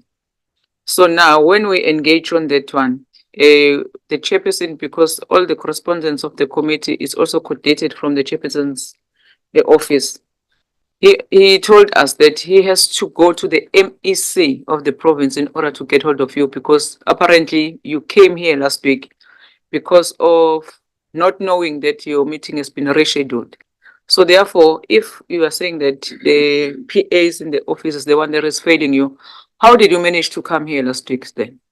That is the question. Secondly, if I heard you very correctly, you are saying that the PAs has been acted upon because there is the one that is failing you. But between me and you as a politician, as much as I do understand that you can't have direct on your email, but as an elected person, how do you deal with such emergencies in your community? Because as a politician, occupying a very high position as a mayor, you're supposed to be a grand force of note, especially if people are having some crisis in the municipality. So I just want to get that one, because the issue that we must avoid all the time as elected leaders is not to have some gap between us and the people who voted for us. Because as the honorable member next to me is saying that she does feel the people of Nelson Mandela when they are complaining about the service delivery. So I'm talking to you now as a leader of the society. How do you address the issues that are very important that are coming to your office? If you are going to come here and then said you are failed by the PAs. Thanks, Chair. Mayor? Thank you, Chair. Chair, my number, even now, I can show you. My number is available. I do respond to queries, matters on my WhatsApp number. I do take calls when I am out of meetings. So I'm quite accessible. If you can check, there are many service delivery issues that came in this morning, which I've addressed this morning. And as well on my personal email, the Gmail, some people do get me on Gmail or they use WhatsApp. So I am accessible to the people. The issue of last week coming here, that is why we took this drastic step, because the very same secretary who was arranging for us to come here is the one who received the email, who acknowledges that she did see the email, but she managed to also arrange for us whilst she has seen that the meeting is cancelled. Mtola? Thank you, Chair. Chair, I would like to raise the following issues with the mayor and her delegation. Chair, I think maybe we were supposed to caution delegation when they came here about issues of misleading this committee or parliament. That actually that is a criminal offense if the mayor or her delegation are coming here intentionally to mislead parliament or intentionally. But I would like to stress the point of intentionally misleading this committee. I'd like to check whether the mayor is aware about that. If she is not, I think maybe it would be important that the mayor will have to be cautioned about that, so that actually moving forward, the mayor will have known that actually misleading this committee is a criminal offense, or could be a criminal offense. You mentioned, Chair, that actually there were letters that were written to the mayor, and subsequently there were telephone calls that actually were made as a follow-up. I would like to get an indication actually to whom those telephone calls were directed to and responses thereof. And the mayor also agreed or did indicate to us that not all correspondence actually were not received. It's only these ones that actually had a problem of receiving. Chair, this correspondence of these 3 letters were coming from Parliament. So why only these ones actually that were not received, properly received? And the mayor also indicated that the mayor had or has 2 PAs, and then he has taken action or labor action or disciplinary action against 1 PA. How did the mayor actually determine which PA actually had a problem in regard to relating information that came from this committee? If that is the case, if the mayor is able to indicate to us or to clarify to us, is there any paper trail that actually can be provided to this committee by today?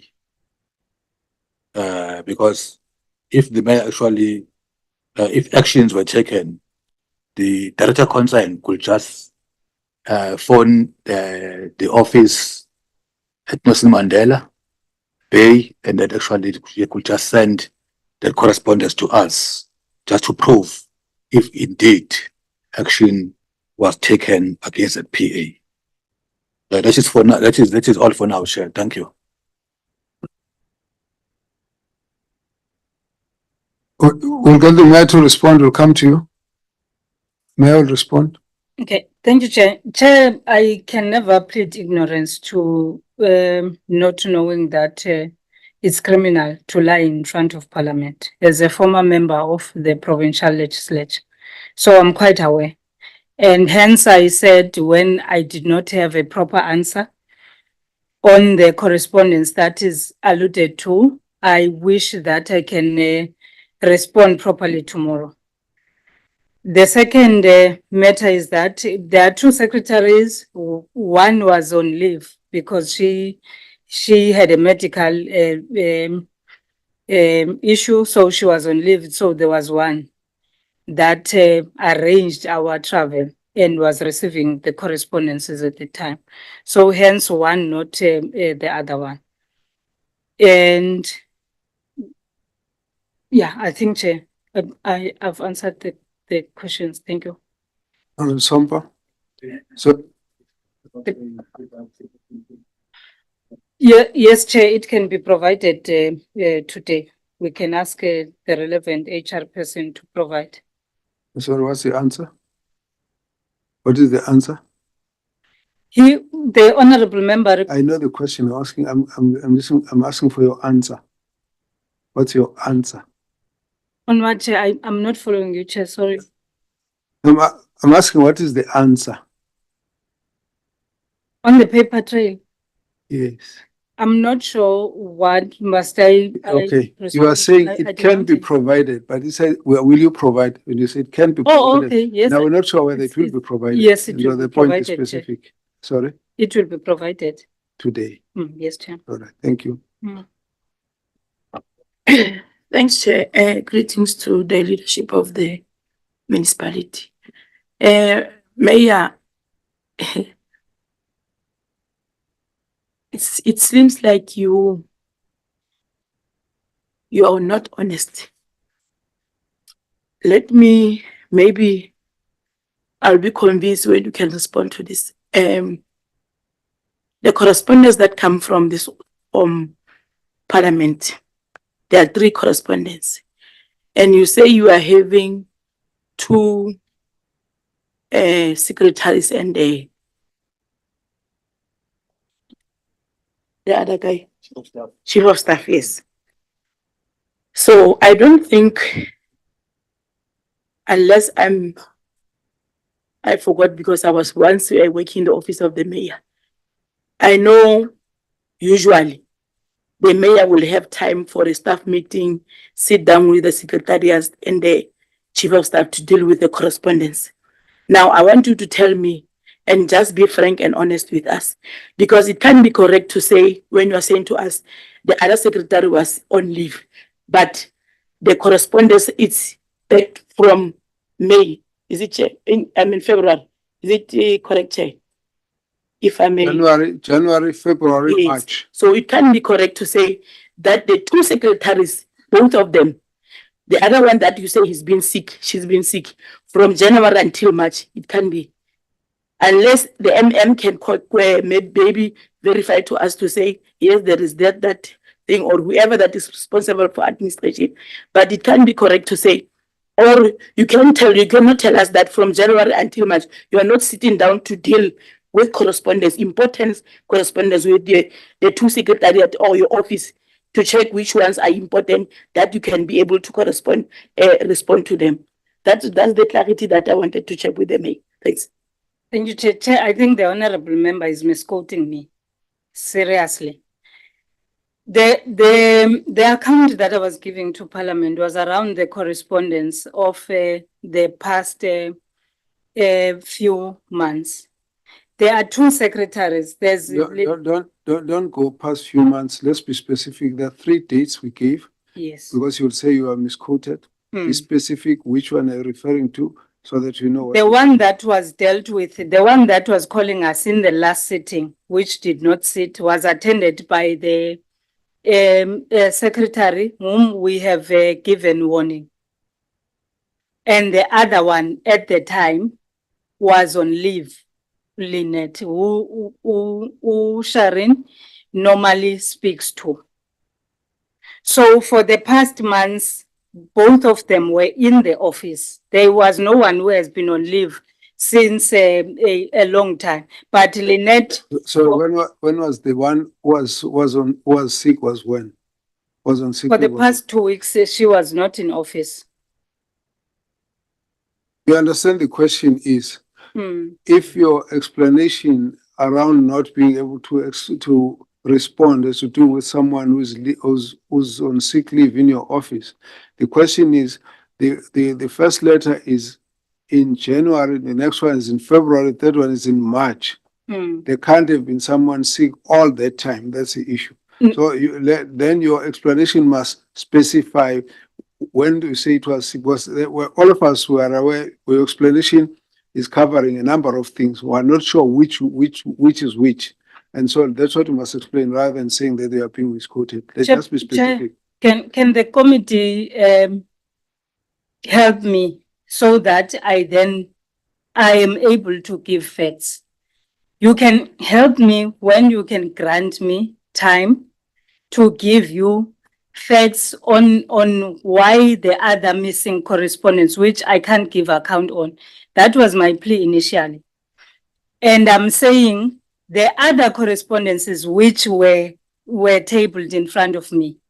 If you can follow my response, I am saying correspondences do arrive in my office. And once they do, Lynette or the chief of staff brings them to me for consideration. And I would consider them and make a determination. And there has been no time when your correspondence was tabled in front of me and I've ignored it. Nor any other correspondence that has been brought on my table has I make a determination to say I am attending or delegate a particular person. So what I am requesting to Parliament is that can I be allowed to go back today and get facts in terms of what happened to these dates that are set, so that I give a factual account and not now follow the pressure that now I see the committee wants to exert on me, so that I respond in a manner that is not truthful. Because I'm going to miss the points, and I'm still maintaining that there was a secretary that was on leave whilst we were coming to Parliament. For 2 weeks, one secretary was on leave, not for the whole duration. So there is an account that I will make to Parliament. I'm not running away from doing so, but I request time to do so. Thank you, Chair. So what pressure are you talking about? No, the fact that now there are different questions on what I have mentioned, Chair. The Lord Mayor of Nelson Mandela Bay has come to suppress this Parliament from asking questions. You are going to tell these members not to ask you a question. No, Chair, I'm not saying so. So what is this pressure? Okay, let me retract the pressure. Yes, you should. You yes. should actually, because it's very rude. Sorry, Very Chair. rude. My apologies, Chair. It's very rude. And you cannot sit here and think you can lecture to these members what to ask you. You are wrong in the first instance. You didn't respond. You've been very rude to this Parliament in the first instance. No communication no response to the communication. The next thing you come here, you don't want to be asked questions. It's pressure. Well, Honorable Member, let me give Direko. My question regarding the telephone communication was not responded to, because I asked a question because it was not only letters that were calls as well. So I think the issue of calls will also assist to know whom that actually Parliament spoke to. So that was not responded. So because it was not only letters, but calls also followed those letters. Okay. Will you please note that, Direko? Thank you, Chair. Greetings to members and delegation from the Nelson Mandela AG and SIU. Chair, I'm a bit concerned because we are speaking to the highest authority in the municipality, which is the executive mayor. And being elected as an executive mayor, it simply means that you have to provide direction in that particular municipality. You have to hold the accounting officer and the whole team of municipality accountable. So you need to understand that when we're asking you these questions, it's not necessarily to put pressure on you, but it's to understand exactly what happened, what went wrong, which is something that we are expecting you to do in your responsibility when you are holding others accountable. So as the executive mayor, you represent government, because local government is the face of government. When people see municipality, they see provincial government and national government. That is why even when they have challenges of that are related to the Department of Health or Education, when they march, they will not march to the Department of Education. They will go to the municipality because you are the coordinating entity in all the three spheres of government. And we are expecting you as the executive mayor to understand that we have three spheres of government that has its different mandate. And one of our mandate is to hold you accountable, to get answers. You also have responsibility to account to communities. But if us as government, as your counterpart, are struggling to get hold of you in terms of accountability, what more about the community? And secondly, you've raised an issue of disciplinary process against one of the secretary, of which we understand. However, there seems to be contradiction because now when we want specifics, because if you take someone into the DC, you need to be specific to say there are these three letters which did not come to my attention. Therefore, as a result of that, this has resulted to 1, 2, 3, 4, and we are disciplining you. So in your case, you said there's one who has been taken to DC, but yet you come again and say, let me go and get the facts as to what happened within that period, because I'm only accounting for these 2 weeks where the other one was sick and the other one was at work. So which means there's some miscommunication somewhere, somehow. So we need you to be clear as to, in terms of the letters that were sent to you, there were 3 or 4. Who was responsible, who was on duty on that day, what went wrong. Therefore, we are instituting disciplinary processes with this one or that one. And secondly, we are not going to feel sorry for you. Unfortunately, you have to account. And we are not going to tolerate any form of attitude from either of the people who must account to the people, because we are dealing with the money of our communities. They need to get services. You need to account. So if we are failing with just one communique, then it poses a serious challenge to us. And local government is a very sensitive environment. You have just seen the report of the SIU with regard to your municipality. So the moment we see the hostilities, if you don't want to account to us, then you are pushing us to have negative perceptions about your action. What is the intention? Is she hiding information from us or what? So you create something that is not even there. So we need you to cooperate and give us facts. Thank you. You're going to comment, and after that, I want to ask the provincial Cooperative to give us a comment. We did refer the matter to you. Please come in. Mayor, please respond. Thank you, Chair. Chair, if I came across as not wanting to be accountable, I apologize, because it's not what I want the committee to take home.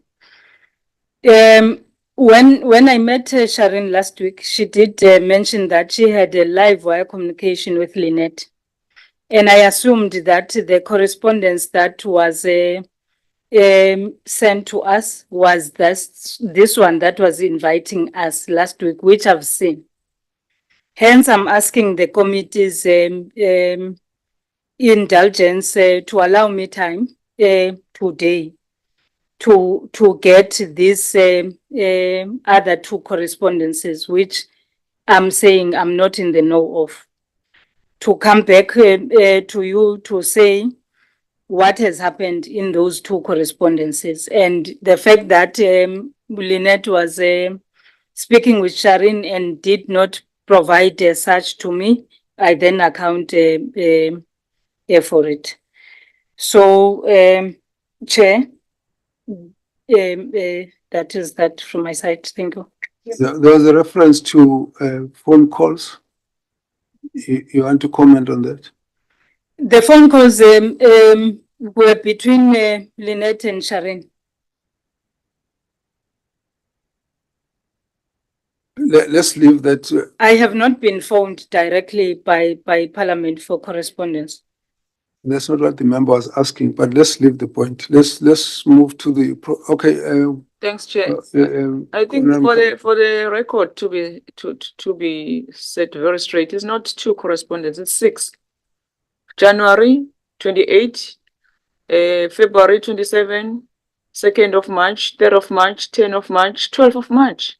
That's why we are raising this thing, because it's very serious. It can't be 6 correspondence to a mayor we can't struggle as a committee to get hold of the mayor. And then we think that we can also just leave it slide. Because the community, we can feel how the community is feeling right now. If this can be done to us as a COCTA committee chairperson, so it must be corrected. It's 6 correspondence, not 2. Chairperson, just further to that, it's on the screen now. Even on the 3rd of March, it says the PA, the mayor, as well as the city manager. The city manager is also, do you also have a chief of staff and 3 PAs? City manager, I mean, is this institution being run by PAs?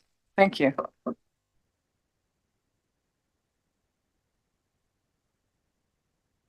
Proctor, Good morning, Chair, and good morning to members once more.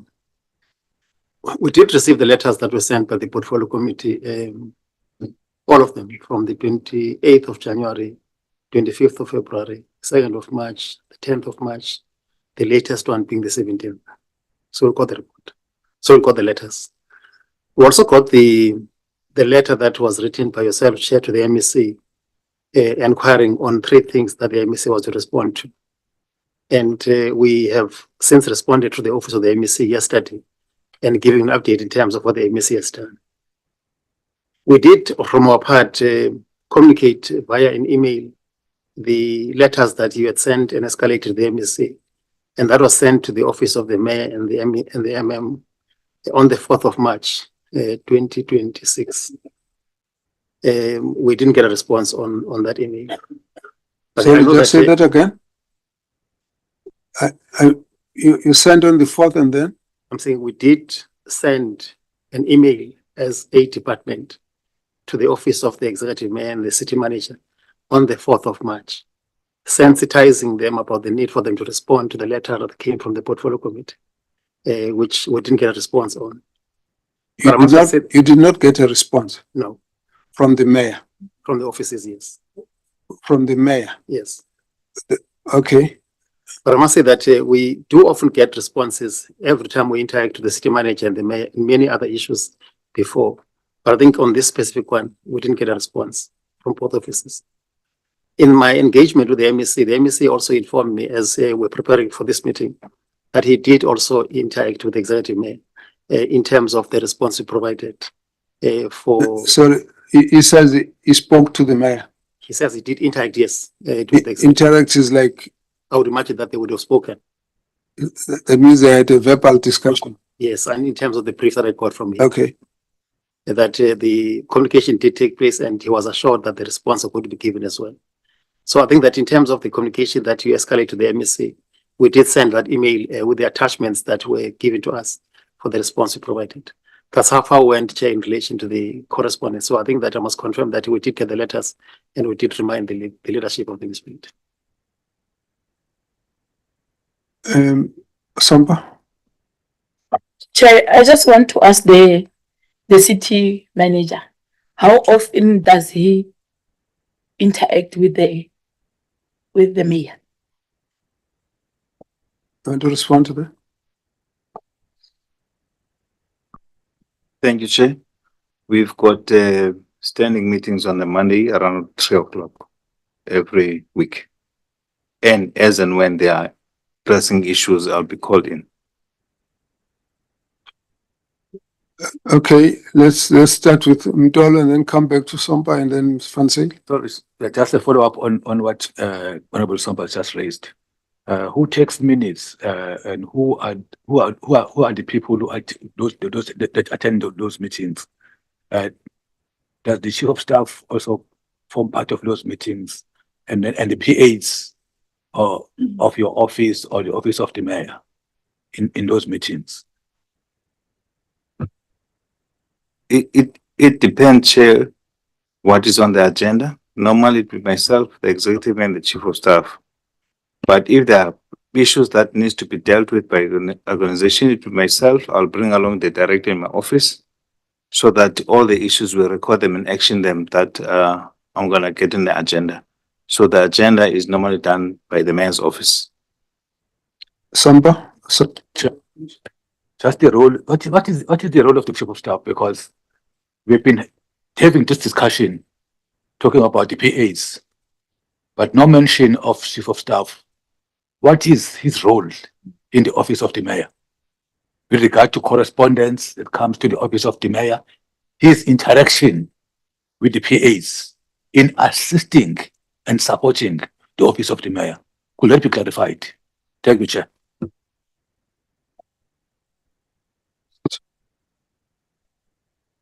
Chair,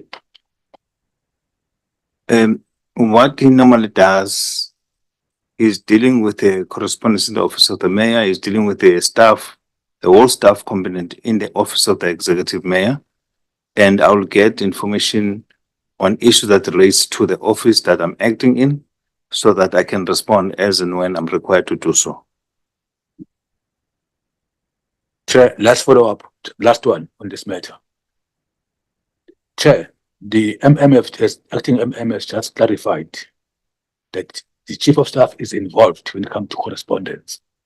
My last question on this matter, why the chief of staff was not charged on this matter? If he is also involved in terms of the correspondence that comes to the office of the mayor, if the chief of staff actually has a role to play on issues of correspondence that come to the office of the mayor. Because we're talking of correspondence. The correspondence is coming from from this committee of parliament. So, because as far as the PA for me is just a small fish, so I will not expect actually PAs to deal with these issues. So I think the person that actually should have dealt with these issues is the chief of staff himself, not the PAs. Thank you, Chair. Anyone wants to deal with that? Mayor? Chair, I think it's because I have requested a response of action from the chief of staff for his negligence on the matter, and then the action he has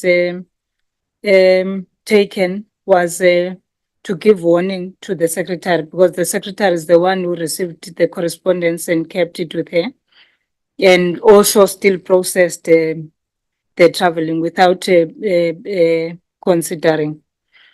Yes, we have identified also some serious gaps within our own administration in terms of being fully capacitated to effectively run with some of the issues, and we are working on that in the office currently.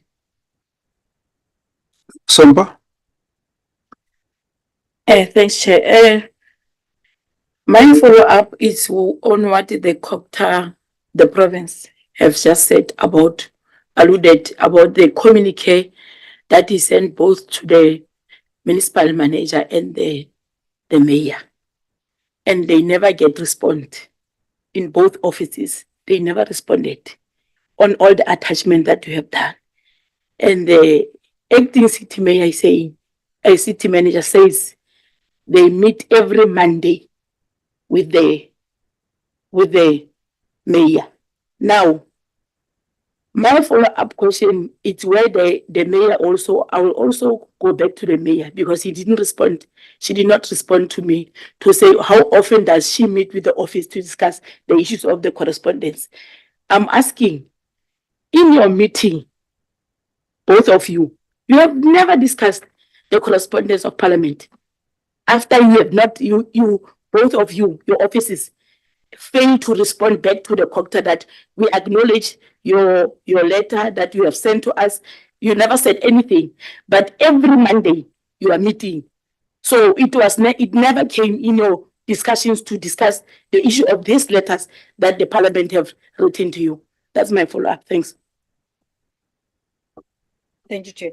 Chair, let me first start with indeed the MEC did speak with me, and I made a commitment on Friday that the correspondence we were going to, that's Friday, we were going to respond to him, and the director in the office of the city manager. We did combine the responses so that it goes to the MEC, which we have done so, and I'm waiting for her to give the times which we have given to the MEC.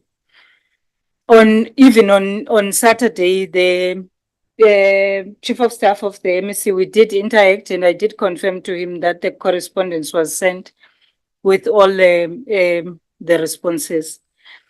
On the issue of your correspondences not being tabled on our agenda, this one of last week, which we have received, we did discuss it. Hence, we prepared a presentation and we were able to come. The unfortunate thing is that the other correspondences, I cannot account for them because they were not brought to my attention, which is quite an abnormal situation that now I'm read 3 correspondences which we did not consider, Chair. And I would still ask that I get time to speak to both the secretaries and the chief of staff to understand what might have happened to the other correspondences which were not tabled in our agenda. Fancy? Thank you, Chairperson. I was partly covered by Sumpa, but what the mayor now just said to me is, I'm very concerned. She says, and I'm going to quote, she said, "It was not brought under my attention, the other emails that she's not aware of, so she wants the time to go and look at them." If there's a third letter from Parliament, well, there's 6 correspondences. COCTA has written to you, the MEC has spoken to you, and you don't make effort to find out what those other communications are. Up until today, sitting in front of us, just saying, "Oh, I'll have to go and see what they are." It's very worrying, Chairperson. Thank you. Chair, I did speak to my office, and the letters, the response, if you can see the response which we've sent to the MEC, was responding to all other communications and explaining the delay, that it was not out of disrespect, the fact that we did not respond. And I think I still want to maintain to Parliament that we apologize, because if it was brought to my attention, we would have attended to it, because we are open to being oversighted by the committee. Let's close it. Yes, one. Chair, last one. Chair, we met with Nelson Mandela Bay. Was in November, and issues were raised. So the issue of correspondence and follow-ups was actually not a new matter between this committee and yourselves. So it was just a follow-up on issues that were raised when we met with you. So it is surprising that actually, if this committee makes follow-ups through your office, and there seem to be such mishaps, it is unbelievable, because we met with you and then there were outstanding issues that we were tasked to deal with. This issue of correspondence was a follow-up based on the issues raised. And there's this mishap. It's unbelievable, really. So because you expected actually to have the sense of urgency, and even your office knew that you came to meet with us when we visited your province, and follow-ups were made. But it's unbelievable, actually, in terms of what actually happened in your office. So I think actually the issue of chief of staff of your office is a serious concern. I've asked for his duties as a chief of staff, but you try to answer for his duties, really. But I'm not satisfied about the duties that actually you've tried to outline to us as this committee for the chief of staff. So I think, Madam Mayor, there seems to be a problem with yourself as a leader of that municipality when it comes to issues of communication, issues of correspondence, follow-ups on issues of correspondence between the office of the MEC and this committee. Because even the office of the MEC, even the Cooperative province, so also had problems in terms of responses. And we as this committee as well, we have a problem with responses when it comes to your office as a head of as a political head of the municipality. So I think you should take responsibility, Madam Mayor. And even the office of the municipal manager. Because we are talking of highest offices here. So we can't come before us and tell us, complain to us about the PAs, that PAs fail to do their jobs, telling us as this committee, and you yourselves actually as political heads, administrative head and political head, and you fail to do your job. You are failing to do your job. We are concerned about the leadership of that municipality as this committee. Thank you, Chair. Thank you, Honorable Somponsi. Chair, lastly, Chair, I want what Honorable Direko have said. I wanted the mayor to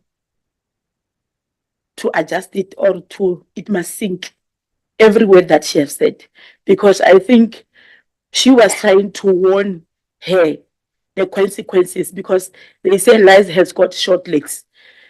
Remember, Chair, we are live, and then we are not staying at Mandela Bay Metro. We are not staying there. The people who are staying there, as we speak, they are communicating to us. One of the community, he's saying to me, send me an email now. She's saying that the mayor is misleading the committee. She has 3 secretaries. Their names is Nwadisa, Kosi, and Lynette. This person even sent their contact numbers.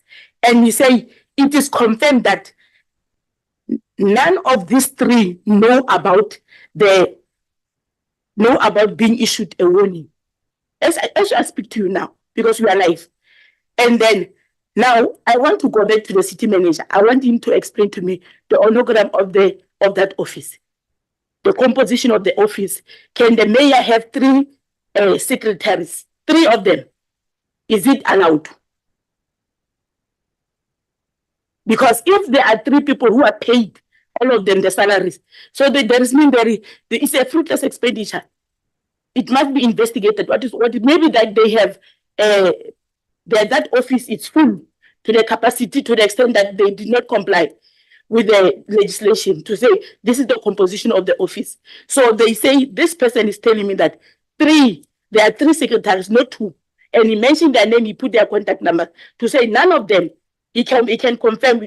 He said the committee can also confirm, check and confirm that all 3 of those people, they never get the warnings. They don't know anything about warnings. Thank you very much. Thank you very much. I think we should bring this matter to a conclusion. Madam Speaker, I just wish to address you. The first line of accountability of the mayor is the council, which you chair. So this committee is formally requesting you to table this concern we have. Have it discussed, and please get us a resolution about it from the council. And here are the issues. Now, firstly, because you must understand how this reflects on us. In the first instance, we scheduled a meeting last week, and we withdrew it and we postponed it. The mayor landed here, was completely unaware that the meeting had been postponed because of her office. And we met. I greeted her and I did say, no, not this week, Mayor. And then she gave a name of someone who she thinks should have been having the letter. And then, of course, it was confirmed that no, you have a letter saying that this was postponed quite a while back. Now, that for us is a mark of a disorganization in a serious office. Now, the second problem, as honorable members are indicating, we meet with the delegation of Nelson Mandela. We raise a lot of issues and we do say that there are outstanding issues. And then we start the correspondence to follow those matters up. As a matter of interest, it's the second municipality from Eastern Cape that is here. Last week we had the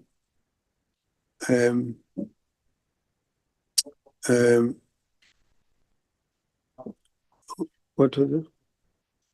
Buffalo City. Yes, Buffalo City. Sorry. Yeah, I think it was Buffalo City we were sitting through, and we were going through this discussion on the same issues. So we then have this week Nelson Mandela. The first correspondence we sent to the mayor, which is in January, 27th of January, we do not get an acknowledgement. So today when we ask the mayor, okay, today when we ask the mayor about it, her explanation has touched a number of things. In one instance, she said that she did give instruction for this matter to be attended to. She doesn't know what happened. And then somewhere along the line, there is a correspondence that she was not brought to her attention. And she was even questioning whether we as a committee know her right address. And I think it's very disrespectful to think that you can have an office here in Parliament that does not have a record of an office where we are actually corresponding with and communicating with. And of course, the addresses are there. But the idea of actually questioning us, instead of looking at herself in her office and questioning us whether we've got the right address or not, it, to me, is very disrespectful. Now, the whole communication goes. Now, at that point, she does find out that there's been communication from Parliament. And it's not one, it's not two, it's more.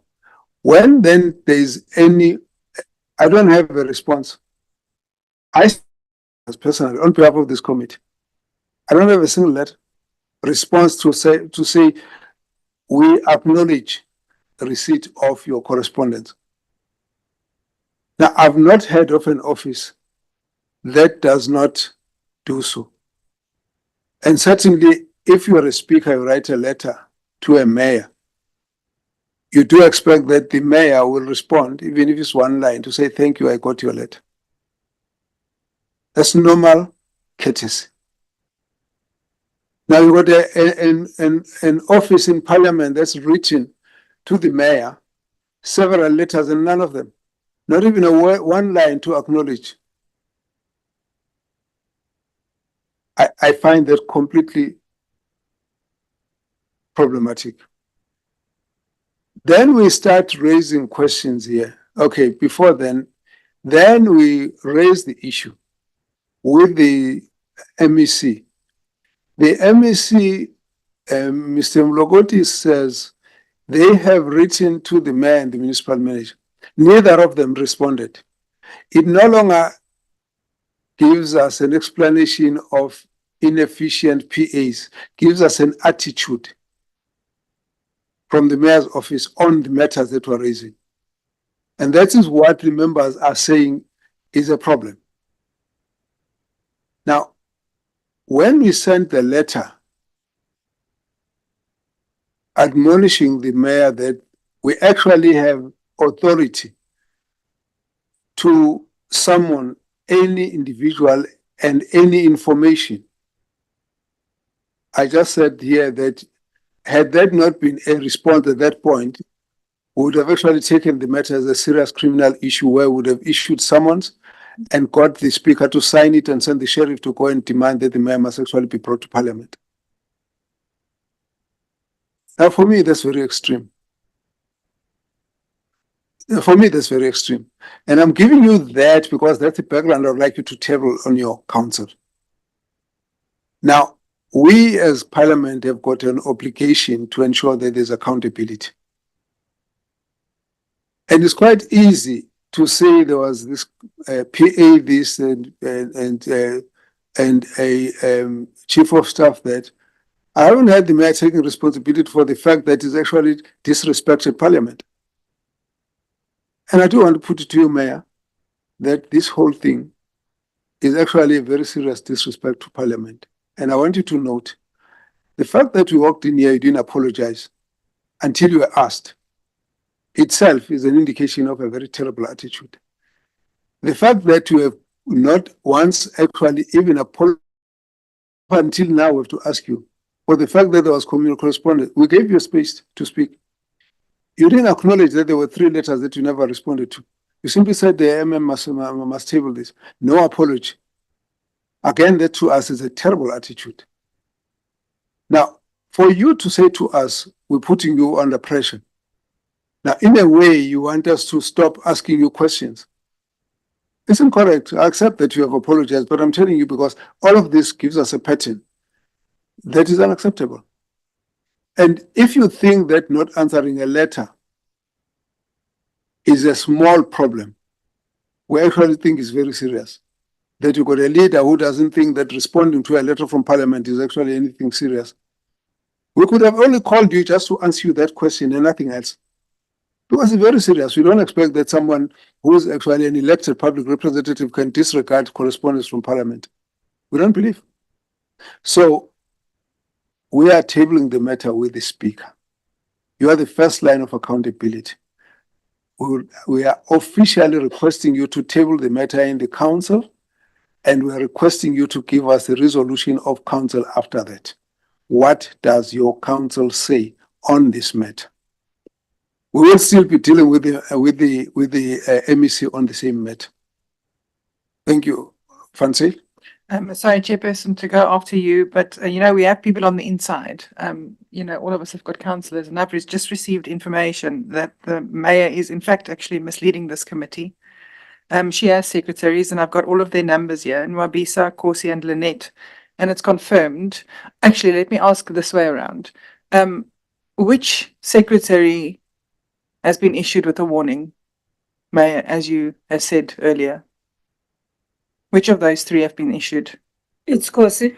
Thank you, because Chairperson, it is confirmed that none of the 3 know about being issued a warning or disciplined. So that might be included into this investigation to council. Thank you. Okay, it then takes us back to the question that was raised by the Honorable Mtola, that it is an offense to mislead a committee of parliament or to mislead parliament. Now, I did hear your response, Mayor. Your response was, you've been a member of the legislature, you know about those things. Okay. I don't want to go too much into that. I just didn't think there was any need for you to tell us that. If the member is saying, Chairperson, I don't know if you did indicate to the members of the delegation that lying before a committee of parliament is it's an offense.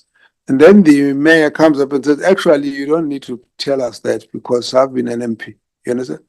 That is what it sounds like when we listen to you. And when we're sitting here with a problem of trying to understand why would a mayor decide to disregard the MEC on the same correspondence and decide to disregard parliament on the same correspondence and come here and not even say a word about it. That is the risk. That is the issue. And that's why we have to ask your council. They must actually tell us what they think of that, because we are actually finding it very objectionable. And that is why the speaker must go and table it and come back. with a response. And of course, Speaker, I will just say to you, just be assured that if for some reason we don't get the response, we will ask you to come back and give us that response. You want to make a comment, then we close the matter. Yes, If you want to raise, oh, sorry, Honorable, before that, so that we don't give you two and four. Chair, I would like the acting parliamentary, because this is a labor matter, a staff matter. I would like the to place on record here in this committee that it is true that Kosi has been given a warning. And then if the confirms that, I will request that this committee instruct the to conduct the HR person and send us that correspondence before we break. MM? Thank you, Chair. Chair, the issue of discipline in any office in the organization is dealt with. In this instance, we are talking about the warning, is dealt with by the Office of the Executive. There's a director, the chair, and there's a chief of staff, the chair, that are dealing with those issues at the first instance when discipline must be exercised over staff member. So I can confirm with you, I haven't seen with my eyes the letter, but I was advised that it is a disciplinary issue of a warning letter, but I haven't seen with my eyes. Who advised you? I was advised by the executive mayor that it was issued to Kosi. Kosi is a lady that is one of the PA in the office of the executive mayor. So you don't know, other than what the mayor has told you, you don't know. Okay. Thank you, Chairperson. Further to what the Honourable Ntolo said, you know, it's very easy to backdate a letter, and that's the risk we are running here. So I think they must take out the phones, because there will be an email or some paper, not break, because if we break, they're going to force that poor woman to sign something and backdate it. Thank you. So will somebody send us this letter? I support. Yes, Chair, the Chief of Staff can speak on the matter, because he's the one who advised me that this is the process. Where is the Chief of Staff? We can call him to get such. The Chief of Staff is in Nelson Mandela Bay. Yes. Okay, please send a message, Chief of Staff, to send us the letter. In the meantime, we're going to get him to respond here on the line. Send him a link, but we need him to send us the letter. Okay. Chair, I want to apologize to the committee if I came across as pushing back, because the intention was not as such, but to elaborate that knowing the rules of Parliament, that whatever that you say in Parliament is must be truthful, and as well it can be used against you if you are not truthful.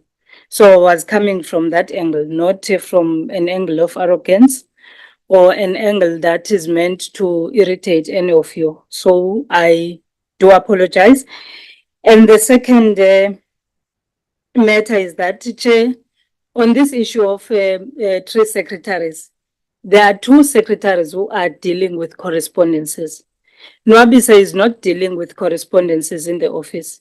She deals with other events-related matters, not receiving correspondences and bringing them to me. So it must not be brought into the meeting that there's also Nwabisa who is dealing with correspondences. There has never been any time when Nwabisa is bringing daily correspondences to me. It's only when there are issues of procurement or any events related matters when Nwabisa gets involved. So I still maintain there are 2 secretaries that would be directly accountable for correspondences. Thank you, Chair. You still won't take responsibility for this? No, Chair, I do want to apologize to the committee that I did not attend to the matter, because I assumed that after we have resolved in a meeting and tasked administration to write the letters, they would have done so. So I am going to fix the office, and I am going to make sure that this does not happen again with any other stakeholder that we're dealing with in the office. So I apologize to the committee chair. Have you apologized to the MEC for not responding to his letters? Yes, I have written. I have written back to the MEC chair. Send us the copy of the apology. I've- And he's very Not- fortunate to receive not an apology. Not on the apology. I did not write an apology to The you. question was whether you are apologizing to the committee. Hmm. I'm asking if you have apologized to the MEC because you've actually disregarded his letter as well. Chair, we have not disregarded the letter of the MEC. We did respond to the letter of the MEC, and even the chief of staff of the MEC did interact with my office and was came back saying he's satisfied that we have sent the correspondence. So I was surprised that Mr. Mlokot was saying we have not responded to the letter. So what are you responding to? Responding to the letter or responding to the conversation to the MEC? We were responding to the fact that the MEC was inquiring why did we not respond. So we wrote back to him. Response to the letter. Mr. Mlokot, you said there was no response. I haven't received that, Chair. They said again? I have not received the response to the email that was sent on the 4th of March to the municipality. We have not received that. Unless the executive says it was sent to the MEC, I have not received that. Utika is going to send to the city manager chair just now. We will state the time because the chief of staff of the MEC did confirm receiving our letter. And I spoke with the MEC directly to state that we were going to give the response.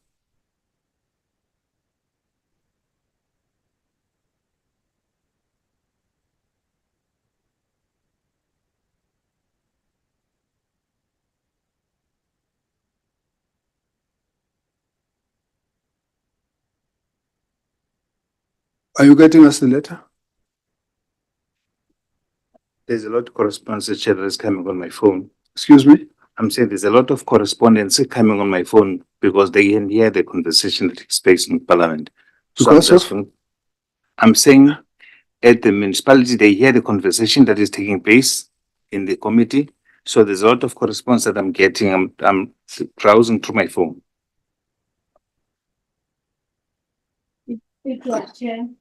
It was sent on the 20th.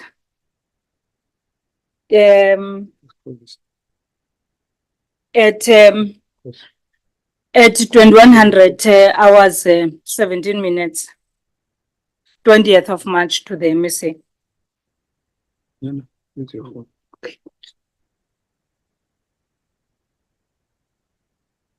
Information about HR having actually reprimanded the secretary. Any correspondence regard to that, because that was the first matter that we raised. I'm surprised that the last matter has responded to. What happened with the first matter? So with the HR having reprimanded actually the PA. We're waiting for the communication from the chief of staff. And are we getting him to come on the line as well?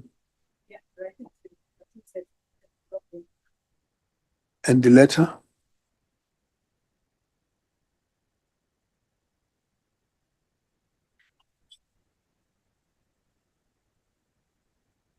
Can I just check something, city manager? The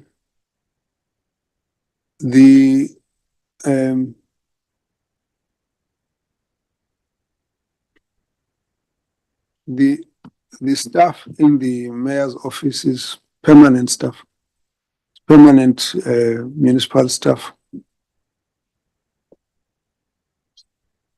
If I can start with the chief of staff is linked to the term of office of the executive mayor. And then the PAs It's permanent. The advisors, it's linked to the executive mayor that are there. There is Mr. Mtukelo who's there, who is a political advisor to the executive mayor. His term of office is linked to the executive mayor. And your HR issues are also delegated to the chief of staff? There is an acting director in the office of the executive mayor that deals with HR issues and in consultation is working with the chief of staff. So who of the two would issue the suspension? In this instance that we're talking about, Chair, I'm advised that it was the chief of staff, Not the Which is Mr. director. not the director. Makes it irregular, isn't it? Someone who's here for the duration of the mayor who can suspend permanent staff when there's a director who deals with HR issues. Sounds irregular, don't you think? And on the face of it, Chair, It it does. is, but and in this instance, this matter was dealt by the chief of staff, sorry. And the question is, it doesn't, Yes. it is not irregular. It Yes. is. It is irregular actually, because it's a serious HR matter. And would people suspend and there's no information to the city manager? No, Chair, permission is sought from me. Sorry, they have to I'm seek. saying permission to suspend. In this instance, there's no one that has been suspended. But I'm saying it's a warning, but I'm saying. It's a warning. Yes, but if there's going to be suspension, it is sought from me. And so the warning can be done by chief of staff. That's the part you agree is irregular. Chair, I'm saying in the face of it, it should be done in consultation with the director in that particular office. No. This is not a political thing. This is an administrative matter. Yes, It's Chair. got a direct line function. Yes. Yes, so direct line function, who has got the authority by law to do that is the director. Yes, the director in that office. So we're dealing here with an irregular action here. Yes, Chair. Yeah, Mayor, can you follow our conversation? Chair, upon leaving the room last week, I did request the chief of staff to attend to the matter. I even said to him, he must give me in writing, which he has not done so.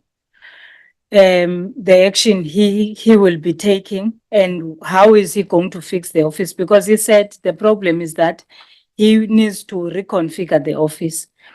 And Chief he of can, staff. the chief of staff, he can connect and be able to speak in terms of what he has done to action, because his advice on me was that he's going to issue a warning to Kosi for not for being negligent on the matter.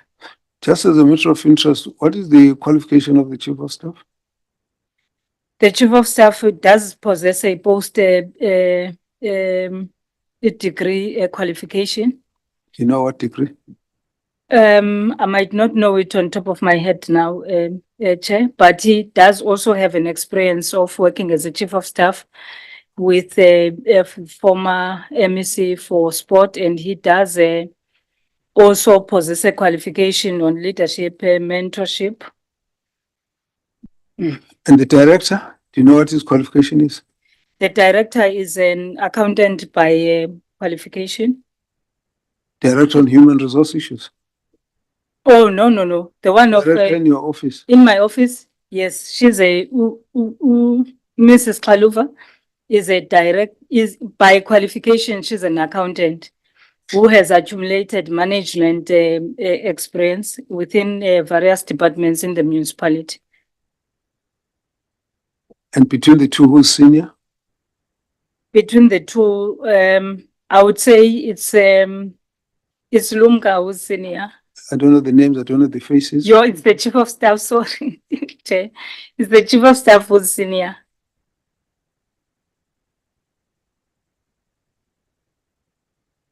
Can you get the chief of staff on the line? Okay. Can I ask him to? Ask them to link here so everybody can hear.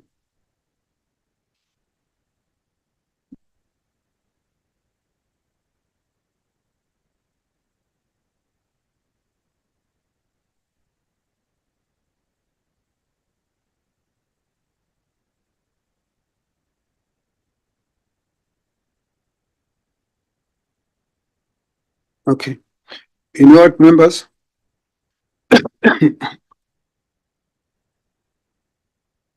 Let's bring this matter to a conclusion. Speaker, do you want to comment? I've just made a request on you. Good morning. Thanks, Chair. Yes, surely I will adhere to the request to convene a council meeting. We will be having a council meeting on the 31st. I will ensure that that item is placed on the agenda as per the request of committee. I'll do that. Thanks. Thank you very much. I think we should leave the matter here. We need this matter properly reported. You have indicated, and the mayor, that you'll give us all the information. We'll wait to get that information today. From the sound of it, this HR action seems irregular. And so we want you to commit that you are going to go into it and then explain to us what has actually happened here. It was not what we were wanting to talk about. But when you report something that doesn't really make much sense, then we've got a problem. But I think what we need to make a point here is that, and for this delegation, for the others, we are here as a whole committee of parliament, which has been tasked, one, with oversight, but specifically to go into the issues of the negative audit outcomes. And on that basis, we are expecting that all the municipalities will cooperate with the process. So all of the issues we're raising here, we're raising because we think that it is completely unbelievable that you can have this kind of communication with the mayor's office, where there's a whole lot of communication on matters that are serious, on matters where there's an obligation for accountability, that in fact is just treated with disdain. That has been the cause of concern on the matter. We will move on to the other issues, but before I do that, let me allow my chairperson, if you would like to make some comments and observations on any of these issues. Thank you. Thank you very much, Chairperson. I won't belabor the issues. I think it has been discussed thoroughly. I think what also should have accountability on is the fact that there was wasteful expenditure occurred because of this communication issue, and that also can't just be left. It's respect of Parliament, it's accountability, but it's also that physical loss of expenses, and that must be recovered from somebody, be it the Chief of Staff, be it the Secretary, be it the Mayor herself.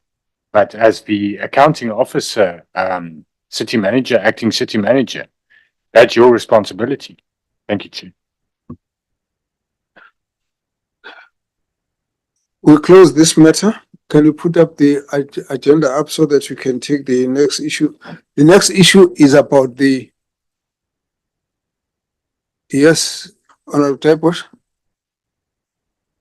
Sorry, Chair, just before we go into the next issue, I noticed on the virtual, there's somebody called Honor DNY NX9.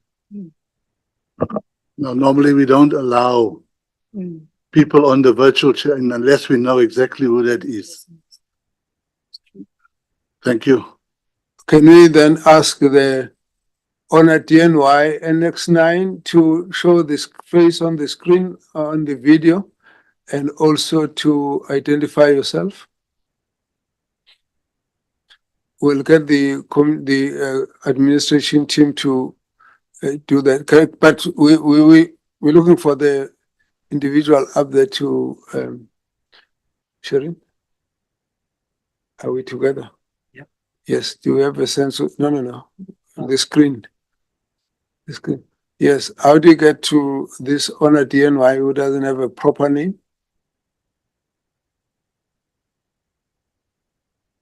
Okay. You're gonna have to offload them until they are able to respond to us. Yeah, acronym we won't take, so take them out. Yeah, take them out. You have to have proper identity here. All right, thank you. So the next issue relates to the matter of the suspension of the city manager. You did table the matter. Members, I'd like you to look at that matter. Do you wish to communicate or any question, any comment on that matter? So, yes, Honorable Kalipi. Thanks, Chair. Maybe let us clarify that matter because when he was presenting, I think the acting MM, he did mention that he does not want to venture into the matter in details because he's in court. If you can get guidance, Chair, before we come in.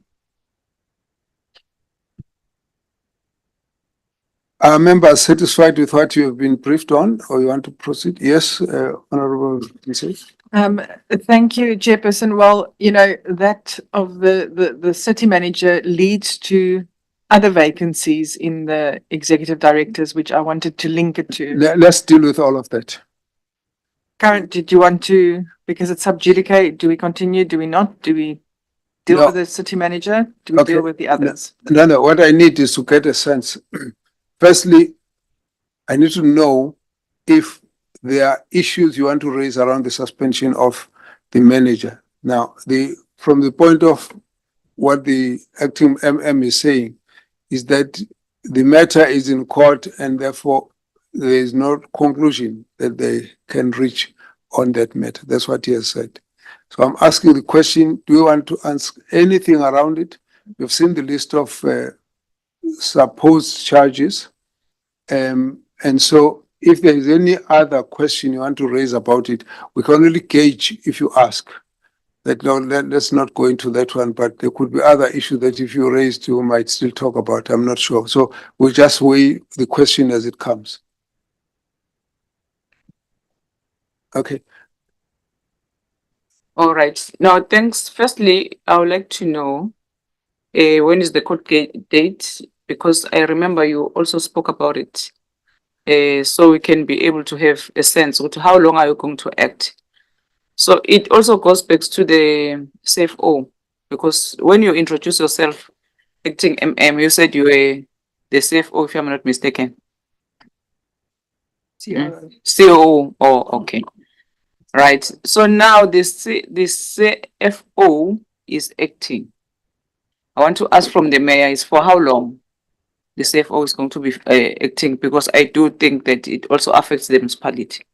The second question, Chair, is regards to the report from the SIU, the proclamation R23 advocate of 2020.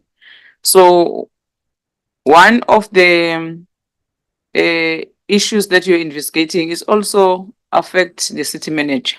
I'm not sure if it is one of the charges, because according to the report from the SIU, it was alleged that the former city manager, Mrs. Nokolo Nwazi, forwarded the name of the company HT Paletona Projects Pty Ltd to be utilized for various projects. Paletona is alleged from Valcom in Free State Province, and it was appointed to the construction of 2,000 toilets meant for the informal settlement, which were never delivered. The whistleblower further alleged that the prices for the construction of the toilet were inflated, and that company outside the Eastern Cape province was appointed to provide chemical toilets to Nelson Mandela Bay informal settlement communities. The whistleblower also alleged that there was collusion between the service provider and Ms. Nwas. So my question to you as the municipality is one of the charges. Have you recovered the money? I know there are separate processes or parallel processes that the SIU is also dealing with it, because this is a very serious project. I mean, corruption. The second point I want to know if the very same city manager is also part and parcel of the topical issue, which is the transformer. That everyone in Nelson Mandela is talking about the transformer. Was that Ms. Nwazi, Ms. Nokolo Nwazi was involved? Or is there someone that is called Plein? So if you can also distinguish between what happened to Plein, where is Plein, and what was the role of Ms. Nwazi on the topical issue, which is the transform. Those are my two questions, Chair, regards to the city manager. Thanks. Thank you, Honorable Mkwalipi. Member? Thank you, Chair. So I have two questions. One is the issue of acting, was seemingly people are acting here. Financial implication of that acting to the municipality. Number two, this transformer story. Because I was just looking to the slide there. So the allegations were about the mayor, unless if actually the allegations were about the mayor on the transformer issues. So unless maybe if it was written wrongly. Is there anything that links the mayor on the issue of a transformer? Is there any correspondence that involves the mayor on the issue of a transformer? Thank you. Thank you very much. Let me give you an opportunity. Yeah, sorry, Chair. One of the charges of the mayor, of the city manager, when I was reading in details in Annex acting MM, is that she seek a legal opinion when the national treasurer was saying to the mayor must do what do you call those things of the investigation. So I want to ask if, because that one caught my eyes along all those charges, or is it not, it's not personal, the suspension of the city manager? Because when we were saying that one of his sin was that there was an instruction from the national treasurer saying that the mayor must submit, or there was instruction for the mayor to the mayor. But here, as a city manager, he went and seek a legal advice on the instruction. So therefore, it's changed the whole narrative now. So if you can clarify that one as well. Thank you, Honorable Taibush, and then Honorable Fansel. Thank you, Chair. Chair, just on the presentation, there was just during the suspension of the permanent city manager, there was two amounts mentioned of 1.4 and 1.6 billion rand that was written off via the council resolutions. Now, I am just querying that, are there, and this is just for clarity, were there investigations done? Is there anything ongoing after the write-off of these amounts? Or is this just the norm? Because later on, we also talk about 22 billion, all right? 22 billion of UIF and in NW. And I'm just querying for clarity's sake, is there investigations underway? Have investigations been done? Was there consequence management implemented? Or is it a normal thing to write off 3 billion rand like that? Thank you. Thank you, Chair. Just based on what the Honourable Mkwalipi has said, it is actually well known that you and Ms. Nwazi don't sit in the same faction. And that is probably why this is alleged that, you know, these are trumped up charges. And it's left the city manager suspended for 2.5 years. I'd like the mayor maybe to comment on that, because obviously she is suspended with pay at home. And we have an acting city manager for nearly 2.5 years. I don't know if it's the same city manager that's sitting in front of us or if there's been many. So, I mean, what is your version, Mayor? I would really just like to know your version. Thank you.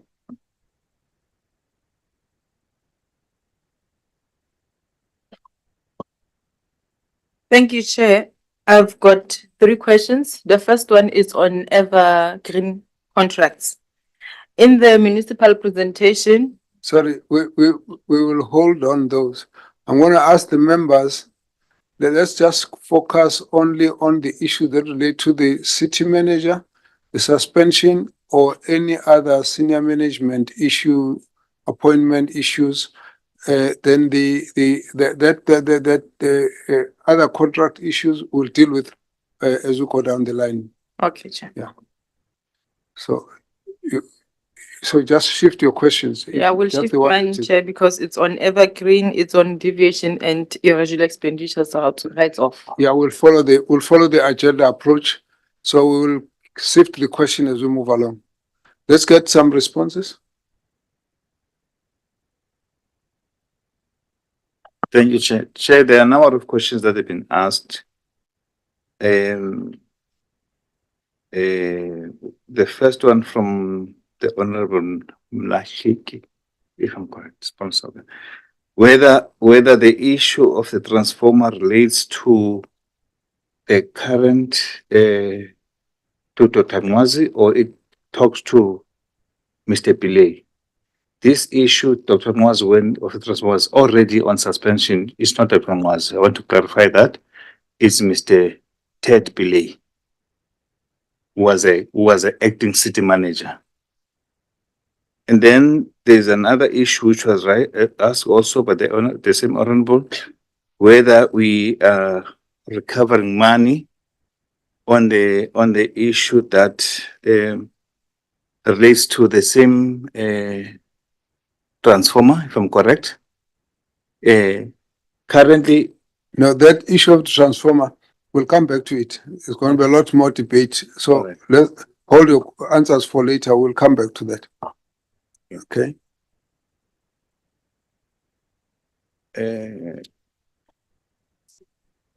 I think Mayor can take it. Okay. There was other question relating to a transformer. Okay, thank you very much, Chair. On the first issue, the CFO has been permanently appointed. In January, was it the 12th of January, CFO? 2025. So he's not acting. The acting city manager, Advocate Ngoko, is acting on the position as the second in charge in the institution on the position of the city manager. There was a question, Chair, around